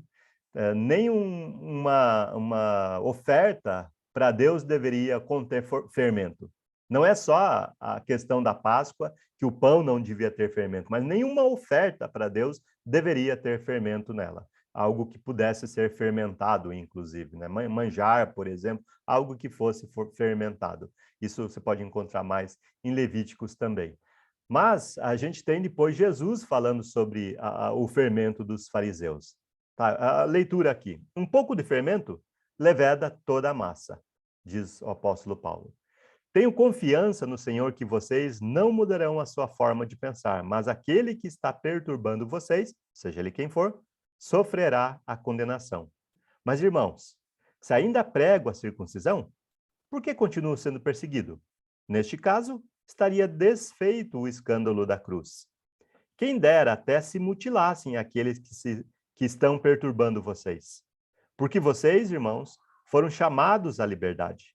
Mas não usem a liberdade para dar ocasião à carne. Pelo contrário, Sejam servos uns dos outros pelo amor. Porque toda a lei se cumpre em um só preceito, a saber, ame seu próximo como a você mesmo. Mas se vocês ficam mordendo e devorando uns aos outros, tenham cuidado para que não sejam mutuamente destruídos. Gálatas 5, do 9 até o versículo 15. Não devemos deixar nenhuma só doutrina do Velho Testamento entrar, ou sequer nenhuma doutrina. E existem muitos outros ensinamentos, até o Marcos estava ressaltando aqui, que algumas vezes a gente também vê algo legal na internet e tal, e quer compartilhar. Cuidado com o que você compartilha. E pregadores também não procurem mensagens prontas na internet, nem sequer ilustrações. Até essas ilustrações talvez você possa encontrar, mas tome cuidado. Como Paulo fala também, penere, veja o que é bom. Penere o que você vai ouvir, o que você vai ler por aí, e não use tudo que você pegar assim, sem observar, sem estudar. E uma pregação ela deve vir de um estudo pessoal. Você lê o texto várias vezes, você assim isolou algumas palavras ali para você compreender melhor. Você fez uma aplicação para você mesmo. Antes disso, você fez aquela paráfrase, né? Quer dizer, você entendeu o que o texto disse? E depois você fez uma aplicação para si mesmo. E tem coisas de vez em quando que a gente nota que, puxa, eu não estou bem com essa passagem. Eu não sou muito obediente. Essa é uma passagem que a gente não deve pregar para os outros, deve pregar só para si mesmo. E não levar para o domingo, né? Deixar para a gente mesmo. E claro que se no caso é a questão de todos, nós devemos realmente levar. Para a ceia, domingo agora, ontem, nesse caso, eu falei até sobre, puxa, eu gostaria de chegar aqui sem pecado, mas novamente, claro, nós temos um objetivo e Deus mais do que nós, né? E falei sobre aquela questão de Paulo, quando ele fala em Romanos, né? Poxa, eu quero fazer o bem, mas eu faço o mal. O que eu faço, né? E ele termina dizendo lá em Romanos, olha, graças a Deus por Jesus Cristo. E é exatamente isso. Aí sim uma pregação que serve para todos nós. Mas, no caso, não devemos deixar nenhuma doutrina entrar na igreja. No Velho Testamento, que seja do Velho Testamento, que seja uma doutrina qualquer. E por que não? Quais são as consequências disso? Falando sobre o fermento. Um pouco de fermento leveda toda a massa. E um pecado não vem sozinho, porque uma doutrina, mesmo que seja do Velho Testamento, não é mais a vontade de Deus, se torna inclusive um pecado nós colocarmos para a igreja, seja o que for. Talvez você conheça esse fermento aí, né? Um fermento chamado fariseu, fermento dos fariseus. Pode vir em pó, pode vir de qualquer outra maneira, mas ele só leveda a massa. Essa é a função do fermento dos fariseus. Acautelai-vos dos fermentos dos fariseus e dos saduceus, palavras de Jesus, dos mesmos que estavam atacando a igreja dos Gálatas, na Galácia. Eram várias congregações, inclusive. Eles não estavam atacando uma só congregação, eles estavam indo num trabalho que já tinha sido estabelecido, eles não estavam indo plantar igrejas de acordo com a crença deles. Eles estavam atacando o trabalho do evangelho que Paulo tinha feito. Então, assim como Jesus, novamente essas palavras estavam voltando aqui para os Gálatas. Cuidado com os fariseus, com os saduceus, com o fermento deles. Isso, então, é um pensamento que vem lá do Velho Testamento, mas que tem muito sentido também para o Novo Testamento. A gente muitas vezes pensa na ceia. Então, mas Jesus e Paulo estão se referindo às falsas doutrinas como fermento. E também o pecado é considerado como fermento. A gente vai observar isso. Não é bom esse orgulho que vocês têm, fala Paulo aqui para os coríntios. No caso dos coríntios, eles tinham um pecado assim gravíssimo, que até nem entre os gentios, nem entre os que não eram de Deus, né? Gentio que ele seria a pessoa sem fé, basicamente aqui quando falamos dos coríntios, também não estamos falando de judeus. Alguns sim, mas a maioria deles eram gregos, agora no caso dos coríntios. Eles tinham vários pecados que alguém da casa de Chloe lá escreveu para Paulo, vários problemas, vários. Entre esses problemas, alguns problemas sexuais, vários problemas sexuais. A ponto de um rapaz lá ter acabado, não sei se eu posso usar o termo casamento, mas ele estava com a madrasta, a mulher do pai dele. Não sei o que aconteceu entre eles, mas acabou ficando com ele, a mulher. É uma questão terrível que estava acontecendo na igreja. E pode acontecer hoje também coisas que nós, às vezes, somos tolerantes na igreja, que não deveríamos ser, deveríamos corrigir a situação. Não vou entrar em qualquer uma dos assuntos, mas estou lembrando aqui só o que aconteceu na igreja lá em Corinto. E ele está dizendo, olha, eles estavam sendo orgulhosos, porque eles, olha como nós somos tolerantes. Ao mesmo tempo, eles estavam dizendo, olha como nós amamos as pessoas. Mas o apóstolo Paulo, escrevendo para eles, diz, olha, esse orgulho de vocês não é bom. O orgulho que vocês estão tendo de ser tolerantes com o pecado, era essa a questão.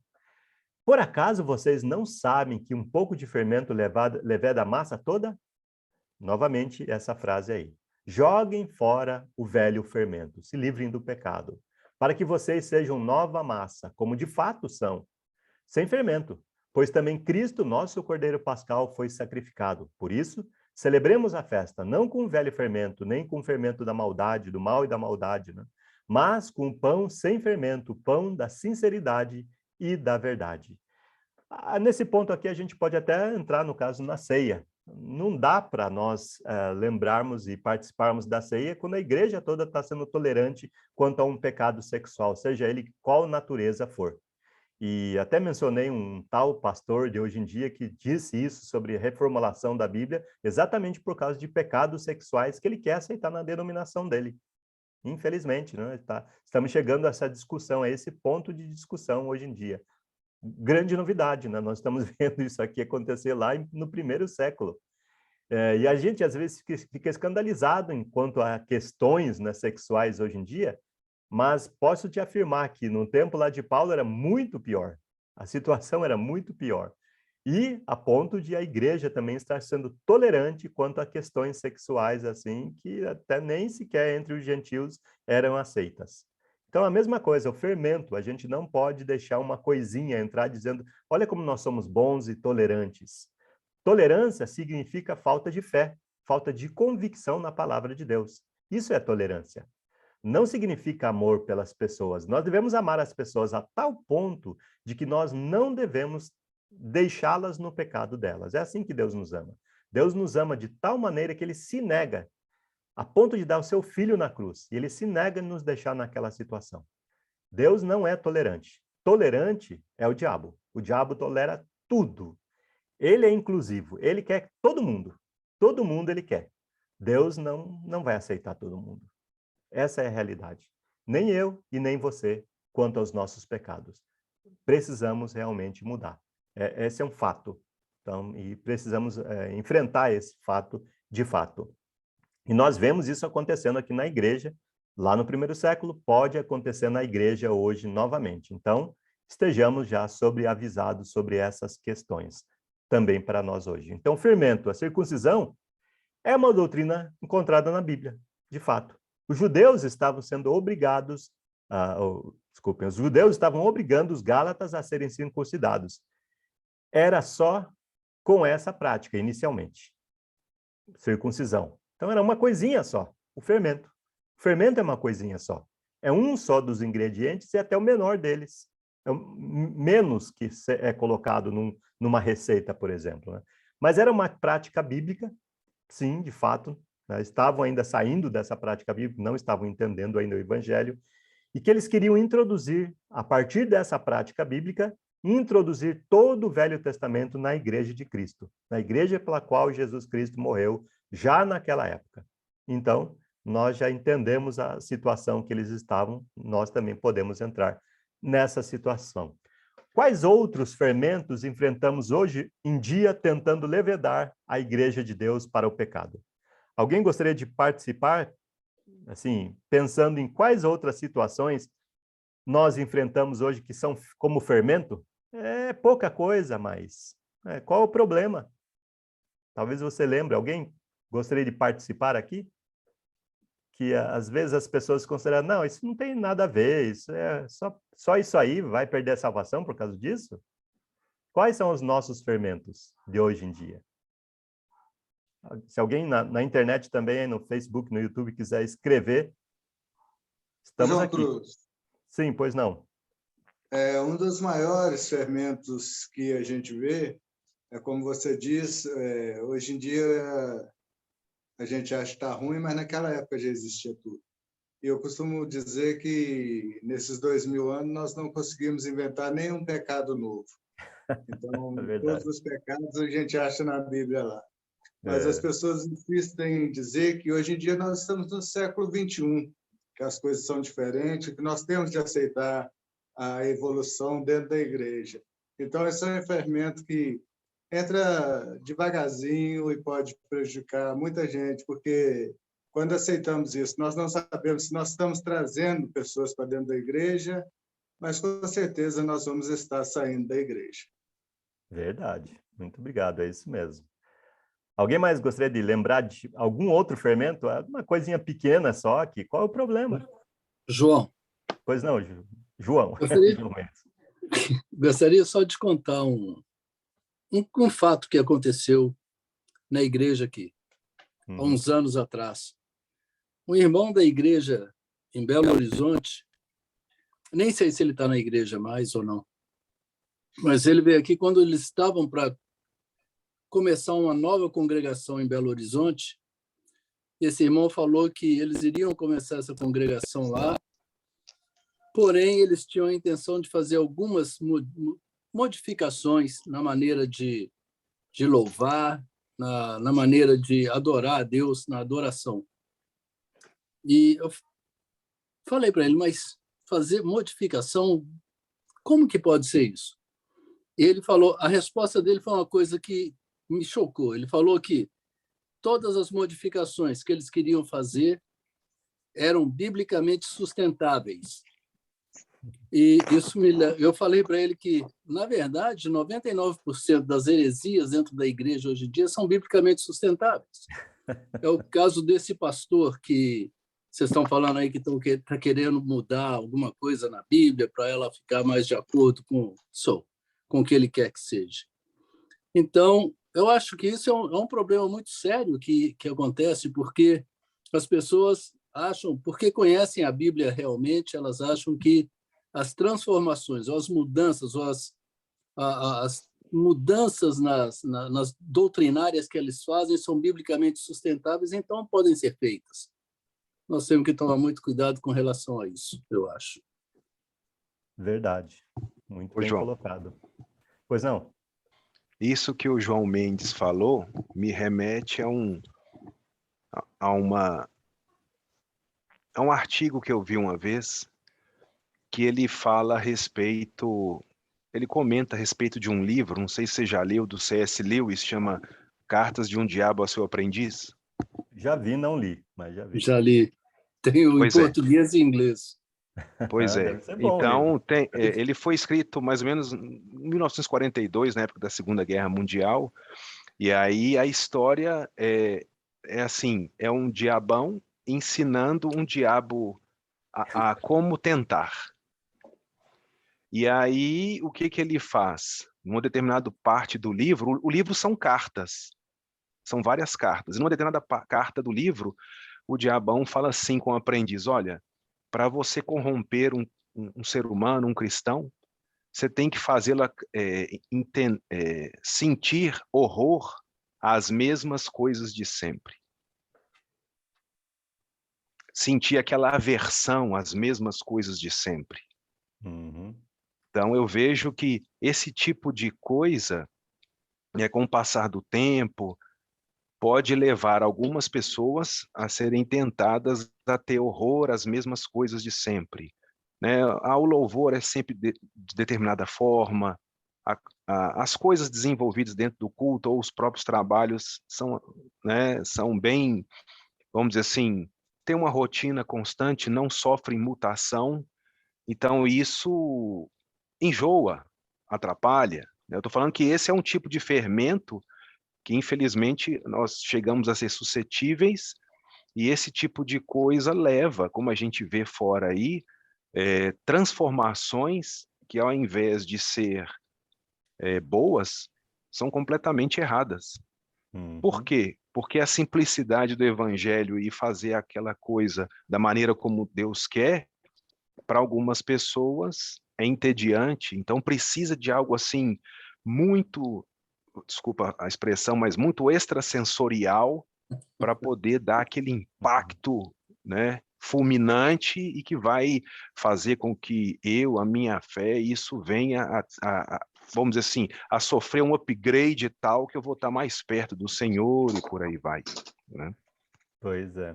Eu até lembrei de eu não lembro onde eu ouvi, mas diz que novas doutrinas são velhas heresias, né? Então, é bem isso mesmo, né? Então, não é nada de novo, né? Nada de novo que a gente já não tenha visto antes, né? Até o Cleiton aqui no YouTube diz que instrumento musical, por exemplo, é uma questão que as pessoas levantam. É só por causa disso? Né? Qual o problema, né? Então, aí, de fato, uma coisa pequena que é o fermento, que nós temos que enfrentar para ele não levedar a massa toda, e porque, de fato, é o que acontece. Olha, se eu tivesse tempo, eu ia contar uma experiência que eu já tive com algumas denominações chamadas Igrejas de Cristo, lá em Goiás e outros lugares, que também pensaram assim no passado, e hoje estão totalmente muito longe do evangelho, porque pensaram assim, só isso aqui, qual o problema? Desviaram tanto que não conseguem mais voltar, e muitas vezes gostariam. Outra que falou, vamos colocar só um playback, e para tirar o playback agora? Eles não conseguem mais, e tem que ser dali para frente, então já que pôde isso, vai poder aquilo e assim vai. Então, eu só não tenho tempo, mas até peço perdão para vocês, porque eu tenho um conteúdo muito grande, estou até temendo não conseguir terminar tudo. Ô, João, pois não. Esse fermento também, eu quero passar para o versículo 10, que tem a ver com sentimentos também. Então, às vezes vem um conjunto de ideias querendo fazer a nossa cabeça, jogando uma linguagem de hoje, né? Querendo nos fazer o marketing para cima da gente. E também a gente tem que tomar muito cuidado com os nossos próprios sentimentos. Sim. A inveja, a amargura pode ser um fermento, se não for tratado, a ira.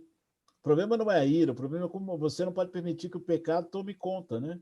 Ou seja, eu não consigo evitar que um passarinho sobrevoe, passe sobre a minha cabeça, mas eu posso evitar que ele faça ninho. Né? Então, a ira pode estar, uma inveja pode estar, e uma vez eu lembro de uma pessoa compartilhando, falando assim, que estava conversando com uma pessoa, falou assim, eu não quero conviver com você. Isso é uma pessoa me contando que ela, compartilhando um problema que ela tinha. E ela disse que ela sentou com a outra pessoa e falou assim, eu vou evitar de andar com você, não quero ser mais seu amigo, porque... E é um sentimento correto. Eu percebi que eu tenho muita inveja de você. E toda vez que eu estou com você, eu fico com tanta inveja e eu não consigo lidar com esse sentimento. Então, eu vou evitar de ter contato com você. Ore por mim e o que eu consiga me... Então, a pessoa foi franca e dizendo isso, né? Para aquela pessoa. Então, a gente tem que saber muito, nos conhecer, e a igreja também, muitas vezes a igreja toma uma posição coletivamente, como liderança, tem que perceber muito. Às vezes, não é baseado na palavra, às vezes é baseado em preconceitos, não tem a ver com a palavra, porque também é o contrário, né, do fermento, às vezes doutrinário, às vezes em nome da doutrina, a gente comete erros. Sim. Então, é um cuidado que nós devemos ter, a maneira como nós colocamos a doutrina. Queremos, sim, crescer na verdade, na graça de Deus. Jesus crescia em estatura, em graça diante de Deus e dos homens, né? Diz o texto lá em Lucas. Sim, verdade. Então, ter essa percepção, nos conhecer, porque muitas vezes a minha motivação, eu estou dando linha para aquele sentimento, ou a igreja está dando, ou através dessa linha minha, desse sentimento, eu vou levar a igreja, levar um grupo de pessoas a também se desviar, a fermentar, né? Toda a massa. Verdade, né? Ô, João, a gente tem que estar sempre em cuidado, né, com essas coisas, né? O fermento, ele é real. Ô, João. Pois não, Max? Sim, aproveitando o sentimento que o nosso irmão Marcos falou aí, parece uma contradição, mas o mais perigoso dele, ele não falou. O mais perigoso dos sentimentos nossos é o amor, porque nós conseguimos repelir bem o pecado na vida das pessoas que nós não conhecemos, às vezes das pessoas que de certa forma, nós não gostamos. Uhum. Mas quando o pecado vem de uma pessoa que nós amamos, muitas vezes nós fazemos de tudo para achar uma justificativa para aquilo. Então, nós temos que ter muito cuidado de ver o pecado na vida de quem nós amamos. E que nós devemos lutar muito contra esse pecado e não arrumar um jeitinho de aceitar. Então, que tenhamos cuidado com esse sentimento, que às vezes parece uma contradição, mas o amor pode nos levar a errar muito feio muitas vezes. Sim. Então, talvez, não sei se é a questão, mas eu me lembrei aqui de algumas pessoas que no passado eram contra o divórcio e tal, e eram até radicais, mas quando aconteceu na família deles, eles mudaram de assunto, né? Ou mudaram de opinião, né? Então, talvez um pouco do que o Max está falando também pode ser. Ser tolerante só por causa de um suposto amor que a gente tem pela pessoa. Não posso duvidar de um amor qualquer mais. De fato. Então, lembrando, semana passada eu falei da fábula do camelo, né, onde o beduíno lá, ele deixou o camelo colocar o focinho, a pata, e depois, de repente, ele perdeu tudo. E é isso, o fermento dos fariseus é assim também. Você vai deixando uma coisinha entrar, uma coisinha, e daqui a pouco você está sem nada. Muitas pessoas também fazem mais ou menos isso aqui. Tem suas doutrinas lá, faz suas igrejas, reformam suas igrejas doutrinariamente como querem, e não tem mais espaço para Jesus, porque se Jesus entrar, ele muda tudo.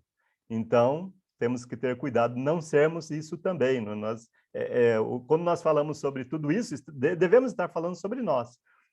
Quais outros fermentos enfrentamos hoje, né? Então, esses fermentos que às vezes estão no nosso meio já, e a gente não notou, eles estão levedando. Então, quanto tempo a gente vai demorar para tomar uma atitude? O apóstolo Paulo, então, aí sim, indo para o capítulo 5, versículo 10, ele tinha essa confiança, a confiança de um pai. Até lembrei aqui do pai do filho pródigo. O pai do filho pródigo, ele ficava todos os dias esperando o seu filho voltar, até que um dia ele voltou. Então, a confiança era no que ele já tinha sido feito, né? O pai, ele tinha confiança, de certo modo, em si mesmo, de que o filho um dia ia voltar, porque ele fez tudo o que ele tinha que fazer. Às vezes acontece nas famílias também, o pai é bom e o filho comete erros. E o contrário também, enfim. Mas o apóstolo Paulo diz, tenho confiança de que vocês não vão mudar a forma de vocês pensar, vocês vão permanecer fiéis à palavra. Mas quem está perturbando vocês vai ser condenado. E ele é claro nisso também, né? E a confiança dele, a fonte da confiança dele vinha realmente do relacionamento que ele tinha com eles. Ele lembra, inclusive, desse tipo de relacionamento anteriormente, como a gente já citou. Eles trataram, quando eles conheceram o apóstolo Paulo, não foi numa situação muito confortável, inclusive visivelmente falando. Eles viram alguma coisa neles, mas não ficaram escandalizados a tal ponto de não receber o apóstolo Paulo. E foi assim que ele pregou a palavra para eles. E eles trataram ele com amor.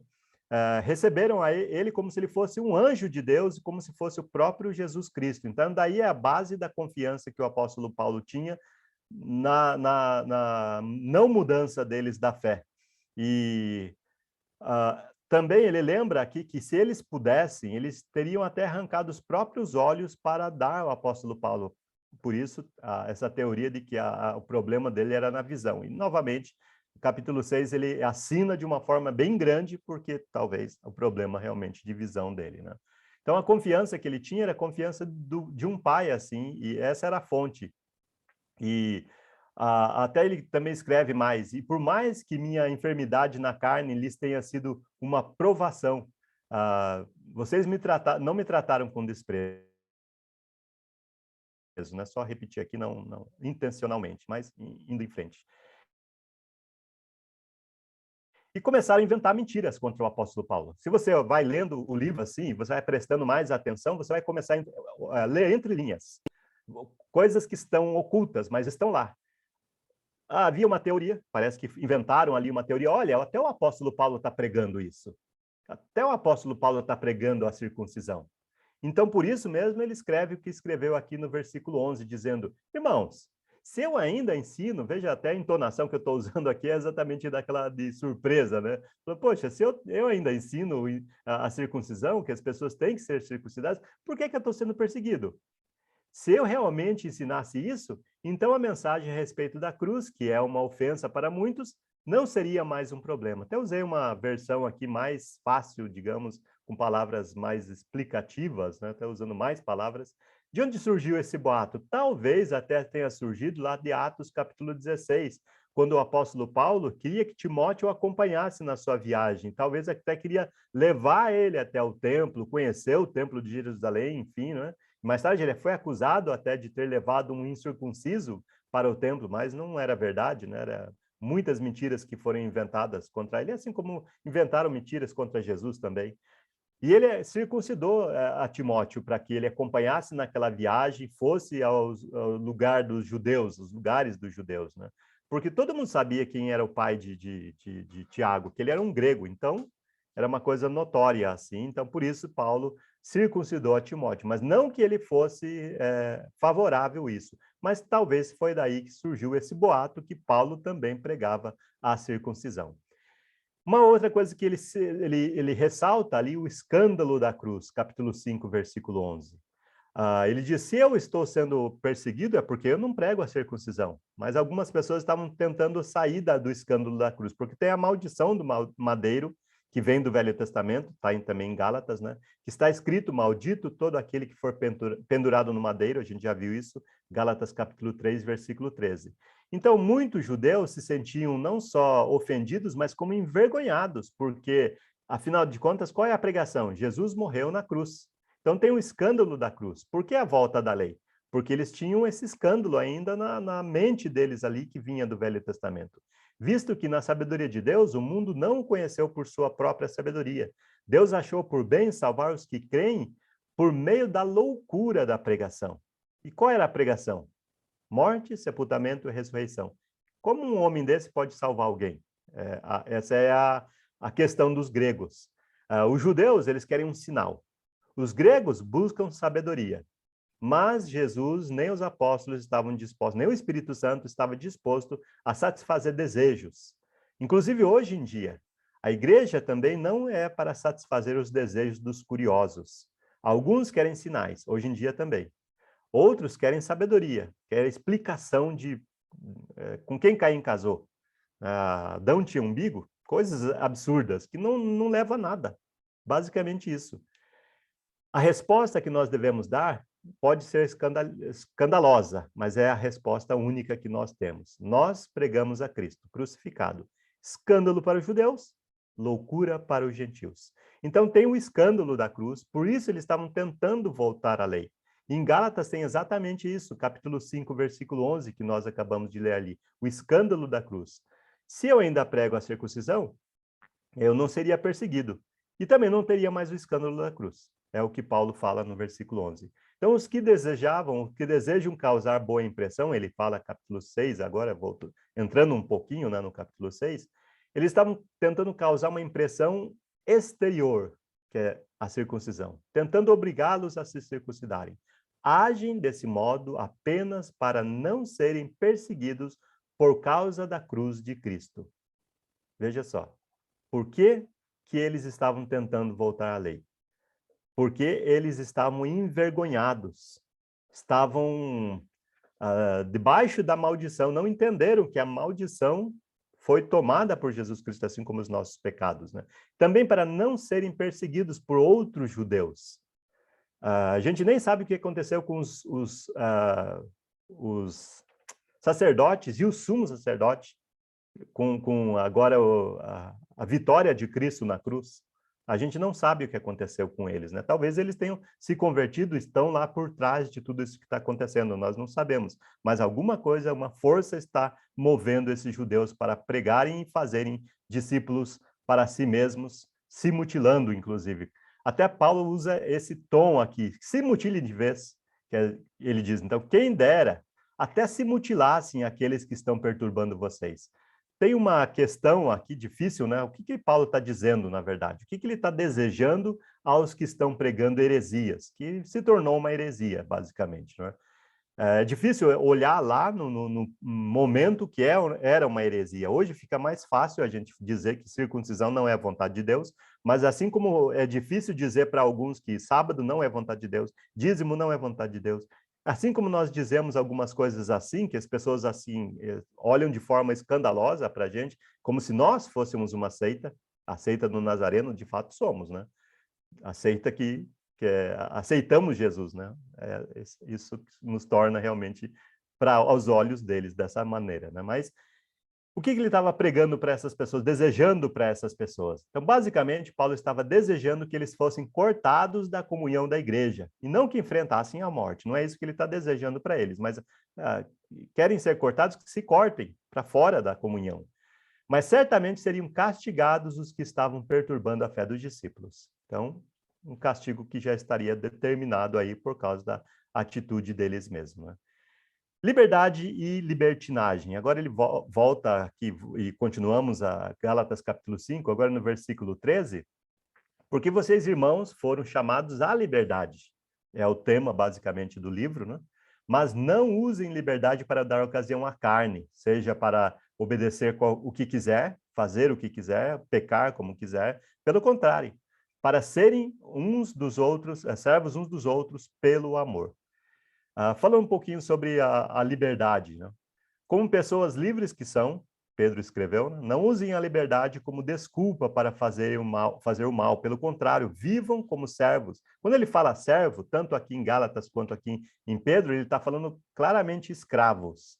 Nós devemos ser escravos de Deus. Nós nos escravizamos. Talvez você lembre até um cântico que a gente canta, né? Que tirado de uma passagem de Êxodo, né? Fura minha orelha, Senhor, eu vim para ficar. Então, no passado, a pessoa se escravizava muitas vezes. E, às vezes, ele ficava numa situação tão boa como escravo, que ele fala, poxa, eu tenho tudo, minha família está aqui, meus filhos estão aqui, eu não quero mais liberdade, eu quero continuar como escravo. Então, ele furava a orelha, colocava talvez até uma argola ali para poder simbolizar, né, que ele era um escravo voluntário. E é essa figura de linguagem que nós estamos vendo aqui também, entre linhas, é claro, né? Nós devemos ser escravos uns dos outros pelo amor. Eu devo me escravizar ao amor às pessoas, né? Lembrando que Deus é amor, mas amor não é Deus. Então, cuidado de você amar de tal maneira que você começar a criar pretextos para a liberdade, né? E não é isso exatamente. Então, devemos ser escravos de Deus no amor, na palavra, na obediência, inclusive. Que diremos, então? Continuaremos no pecado para que a graça aumente mais? Ainda mais? De modo nenhum. Como viveremos e andaremos nós no pecado, nós que já morremos para ele? Então, não somos escravos do pecado. Não somos livres para fazer qualquer pecado porque Jesus morreu na cruz por nós. Não. Somos escravos, sim, para fazer o bem, para fazer a vontade de Deus, para ficar na liberdade que Cristo nos dá. Essa liberdade... Tem até um livro que eu escrevi, talvez você já tenha lido, né? A submissão não é palavrão. E que eu falo sobre isso, sobre a liberdade condicional. A nossa liberdade é condicional. Nós temos liberdade até um certo ponto. Existem condições nessa liberdade. Então, a nossa liberdade, por exemplo, não deve ofender a fé dos irmãos ou até crenças de outras pessoas, né? Se o irmão acha que não deve fazer alguma coisa, a gente não deve forçá-lo a fazer aquilo porque eu acho que eu posso. Por exemplo, só vou citar um exemplo simples. Talvez tenha um irmão que diga que não deve tomar café porque ele acha que não deve. Então ele não deve, mas ele mesmo não deve impor sobre isso para outras pessoas. E nem eu devo obrigá-lo a fazer isso porque eu acho que não tem nada a ver. Só tomando como exemplo, não sei se você gosta de café ou não, não importa, mas o cheiro é muito bom, né? Essa é só uma ilustração. Não usemos, então, a liberdade como um pretexto para dar ocasião à carne, para voltar ao Velho Testamento, para pregar doutrinas ou para ir para o pecado e nos escravizar ao pecado também. Eu não acredito que já são 9h26. 21 e 26, incrível, né? Vou tentar correr um pouquinho aqui para tentar cobrir um pouquinho mais do que nós temos aqui. Eu estava tentando terminar o capítulo 5 hoje, mas somos libertos das cerimônias judaicas, da escravidão da lei e do pecado. É isso que Paulo está dizendo aqui. Somos escravos uns dos outros pelo amor. Então, lembrando que tipo de amor é esse? Esse amor que Deus nos apresenta lá em 1 Coríntios capítulo 13, onde nós precisamos olhar com atenção esse tipo de amor, que é o amor divino. Esse amor não é possível do nosso coração, do nosso esforço para com outras pessoas, o amor do Espírito Santo para conosco. Escravos uns dos outros pelo amor, lembrando, versículo 14 aqui de Gálatas, só o verdadeiro seguidor de Jesus tem conseguido, com a ajuda do Senhor, obedecer todo o Velho Testamento hoje. Então, é dessa forma que nós nos escravizamos, pelo amor. Porque toda a lei se cumpre um só preceito, a saber, ame o próximo como a você mesmo, né? E a gente sabe o resto, né? Vem a hora, e já chegou, que os verdadeiros adoradores adorarão o Pai em espírito e em verdade, porque são esses que o Pai procura para seus adoradores. E quando Jesus estava dizendo isso, ele já estava falando, entre linhas também aqui, sobre a abolição do Velho Testamento, que não seria mais daquela forma dos judeus, não seria mais lá em Jerusalém. Mas tinha um problema ali entre eles, e aqui é uma coisa que eu mencionei, até só foi uma menção, que alguns deles ainda estavam pensando em continuar no Evangelho, estavam com dúvidas, talvez, e talvez foram esses mesmos que foram informar o apóstolo Paulo sobre as questões que estavam acontecendo ali na Galácia. Então, ele está dizendo, apesar dos conflitos, colocando em outras palavras o versículo 14, apesar dos conflitos, circuncisão e o Evangelho, então Paulo estava alertando eles que tivessem como base o amor, não as brigas. Brigas na igreja, inclusive, hoje em dia, podem acontecer. Quais são as consequências? Sabemos das consequências. Brigas devem ser resolvidas com a Bíblia aberta e a prática do amor. Inclusive, um irmão, uma vez no Enoque, contou sobre uma questão que aconteceu na igreja, onde eles se reuniram para resolver a questão, conversar e resolver a questão, e um deles se levantou e falou, abriu a Bíblia e falou, vamos ver o que a Bíblia diz. Um outro irmão se levantou também no mesmo momento e falou, fecha a Bíblia, porque não tem nada a ver com o que a Bíblia está dizendo agora. Vamos resolver essa situação agora na conversa. A situação nunca foi resolvida. E é exatamente isso, é um fato. Quando nós não aceitamos resolver os nossos conflitos com a Bíblia aberta, a situação nunca será resolvida. Conclusão dessa parte, eu gostaria de ter mais tempo, mas eu vou tentar na semana que vem terminar o capítulo 5 e começar e também terminar o capítulo 6. Mas você já aceitou a liberdade que Cristo oferece? Então não volte atrás em obediências às leis do Velho Testamento ou doutrinas humanas. Inclui-se outras também doutrinas. Se procurarmos nos justificar usando o Velho Testamento, o sacrifício de Jesus perde o valor. Às vezes, por vergonha, as pessoas fazem isso. No passado era mais claro, né? A vergonha da cruz.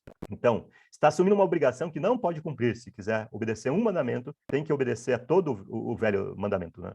E acaba caindo da graça, acaba perdendo a salvação, basicamente isso que ele fala no capítulo 5, no comecinho ali do versículo 1 ao 4, você vê isso claramente.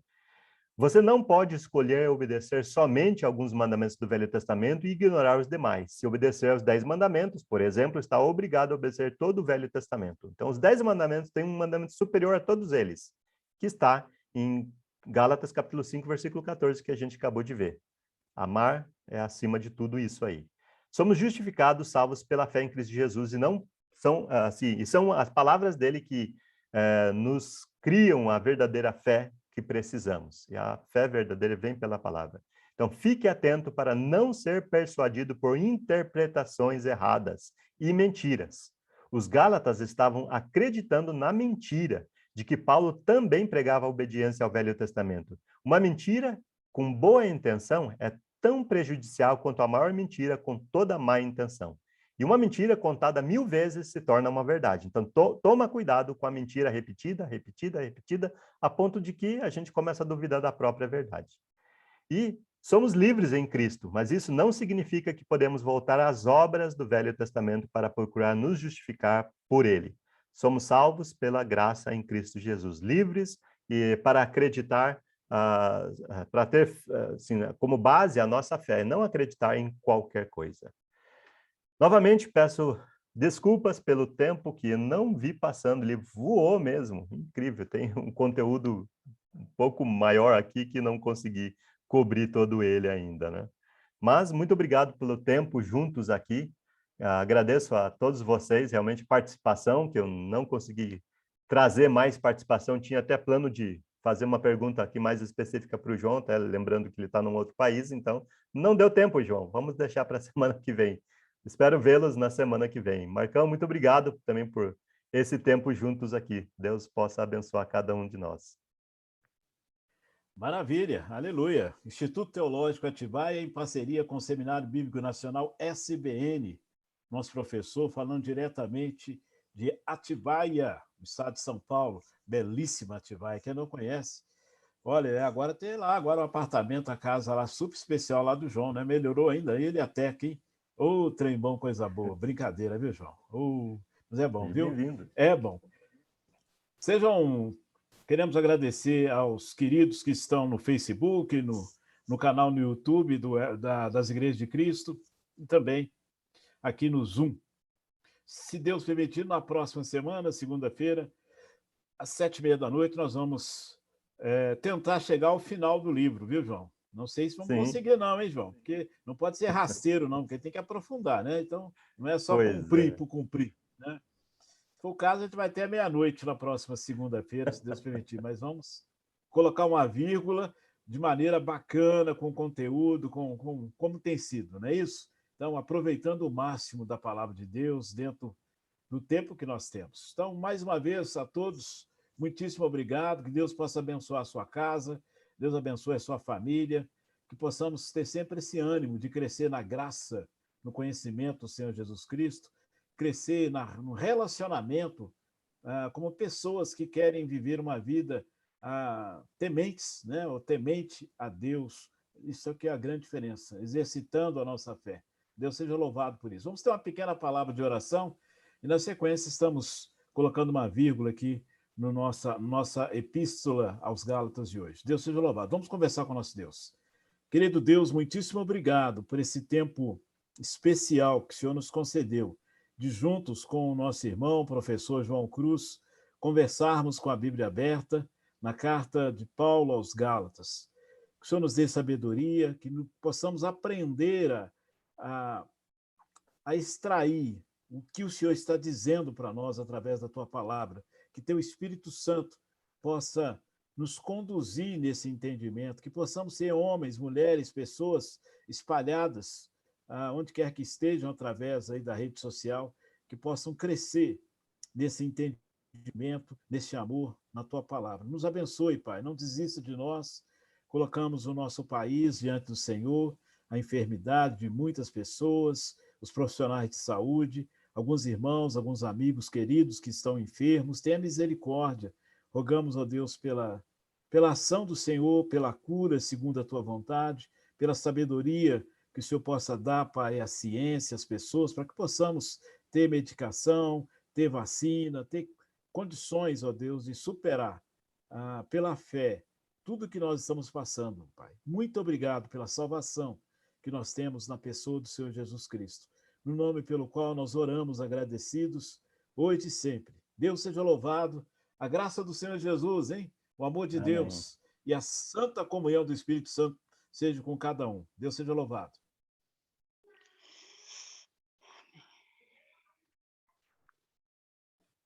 Boa noite, irmãos. Amém. Boa noite a todos. Boa noite a todos. Boa noite a Deus todos. abençoe a semana. Esse tempo juntos. Muito obrigado por você estar comigo aqui também no Facebook.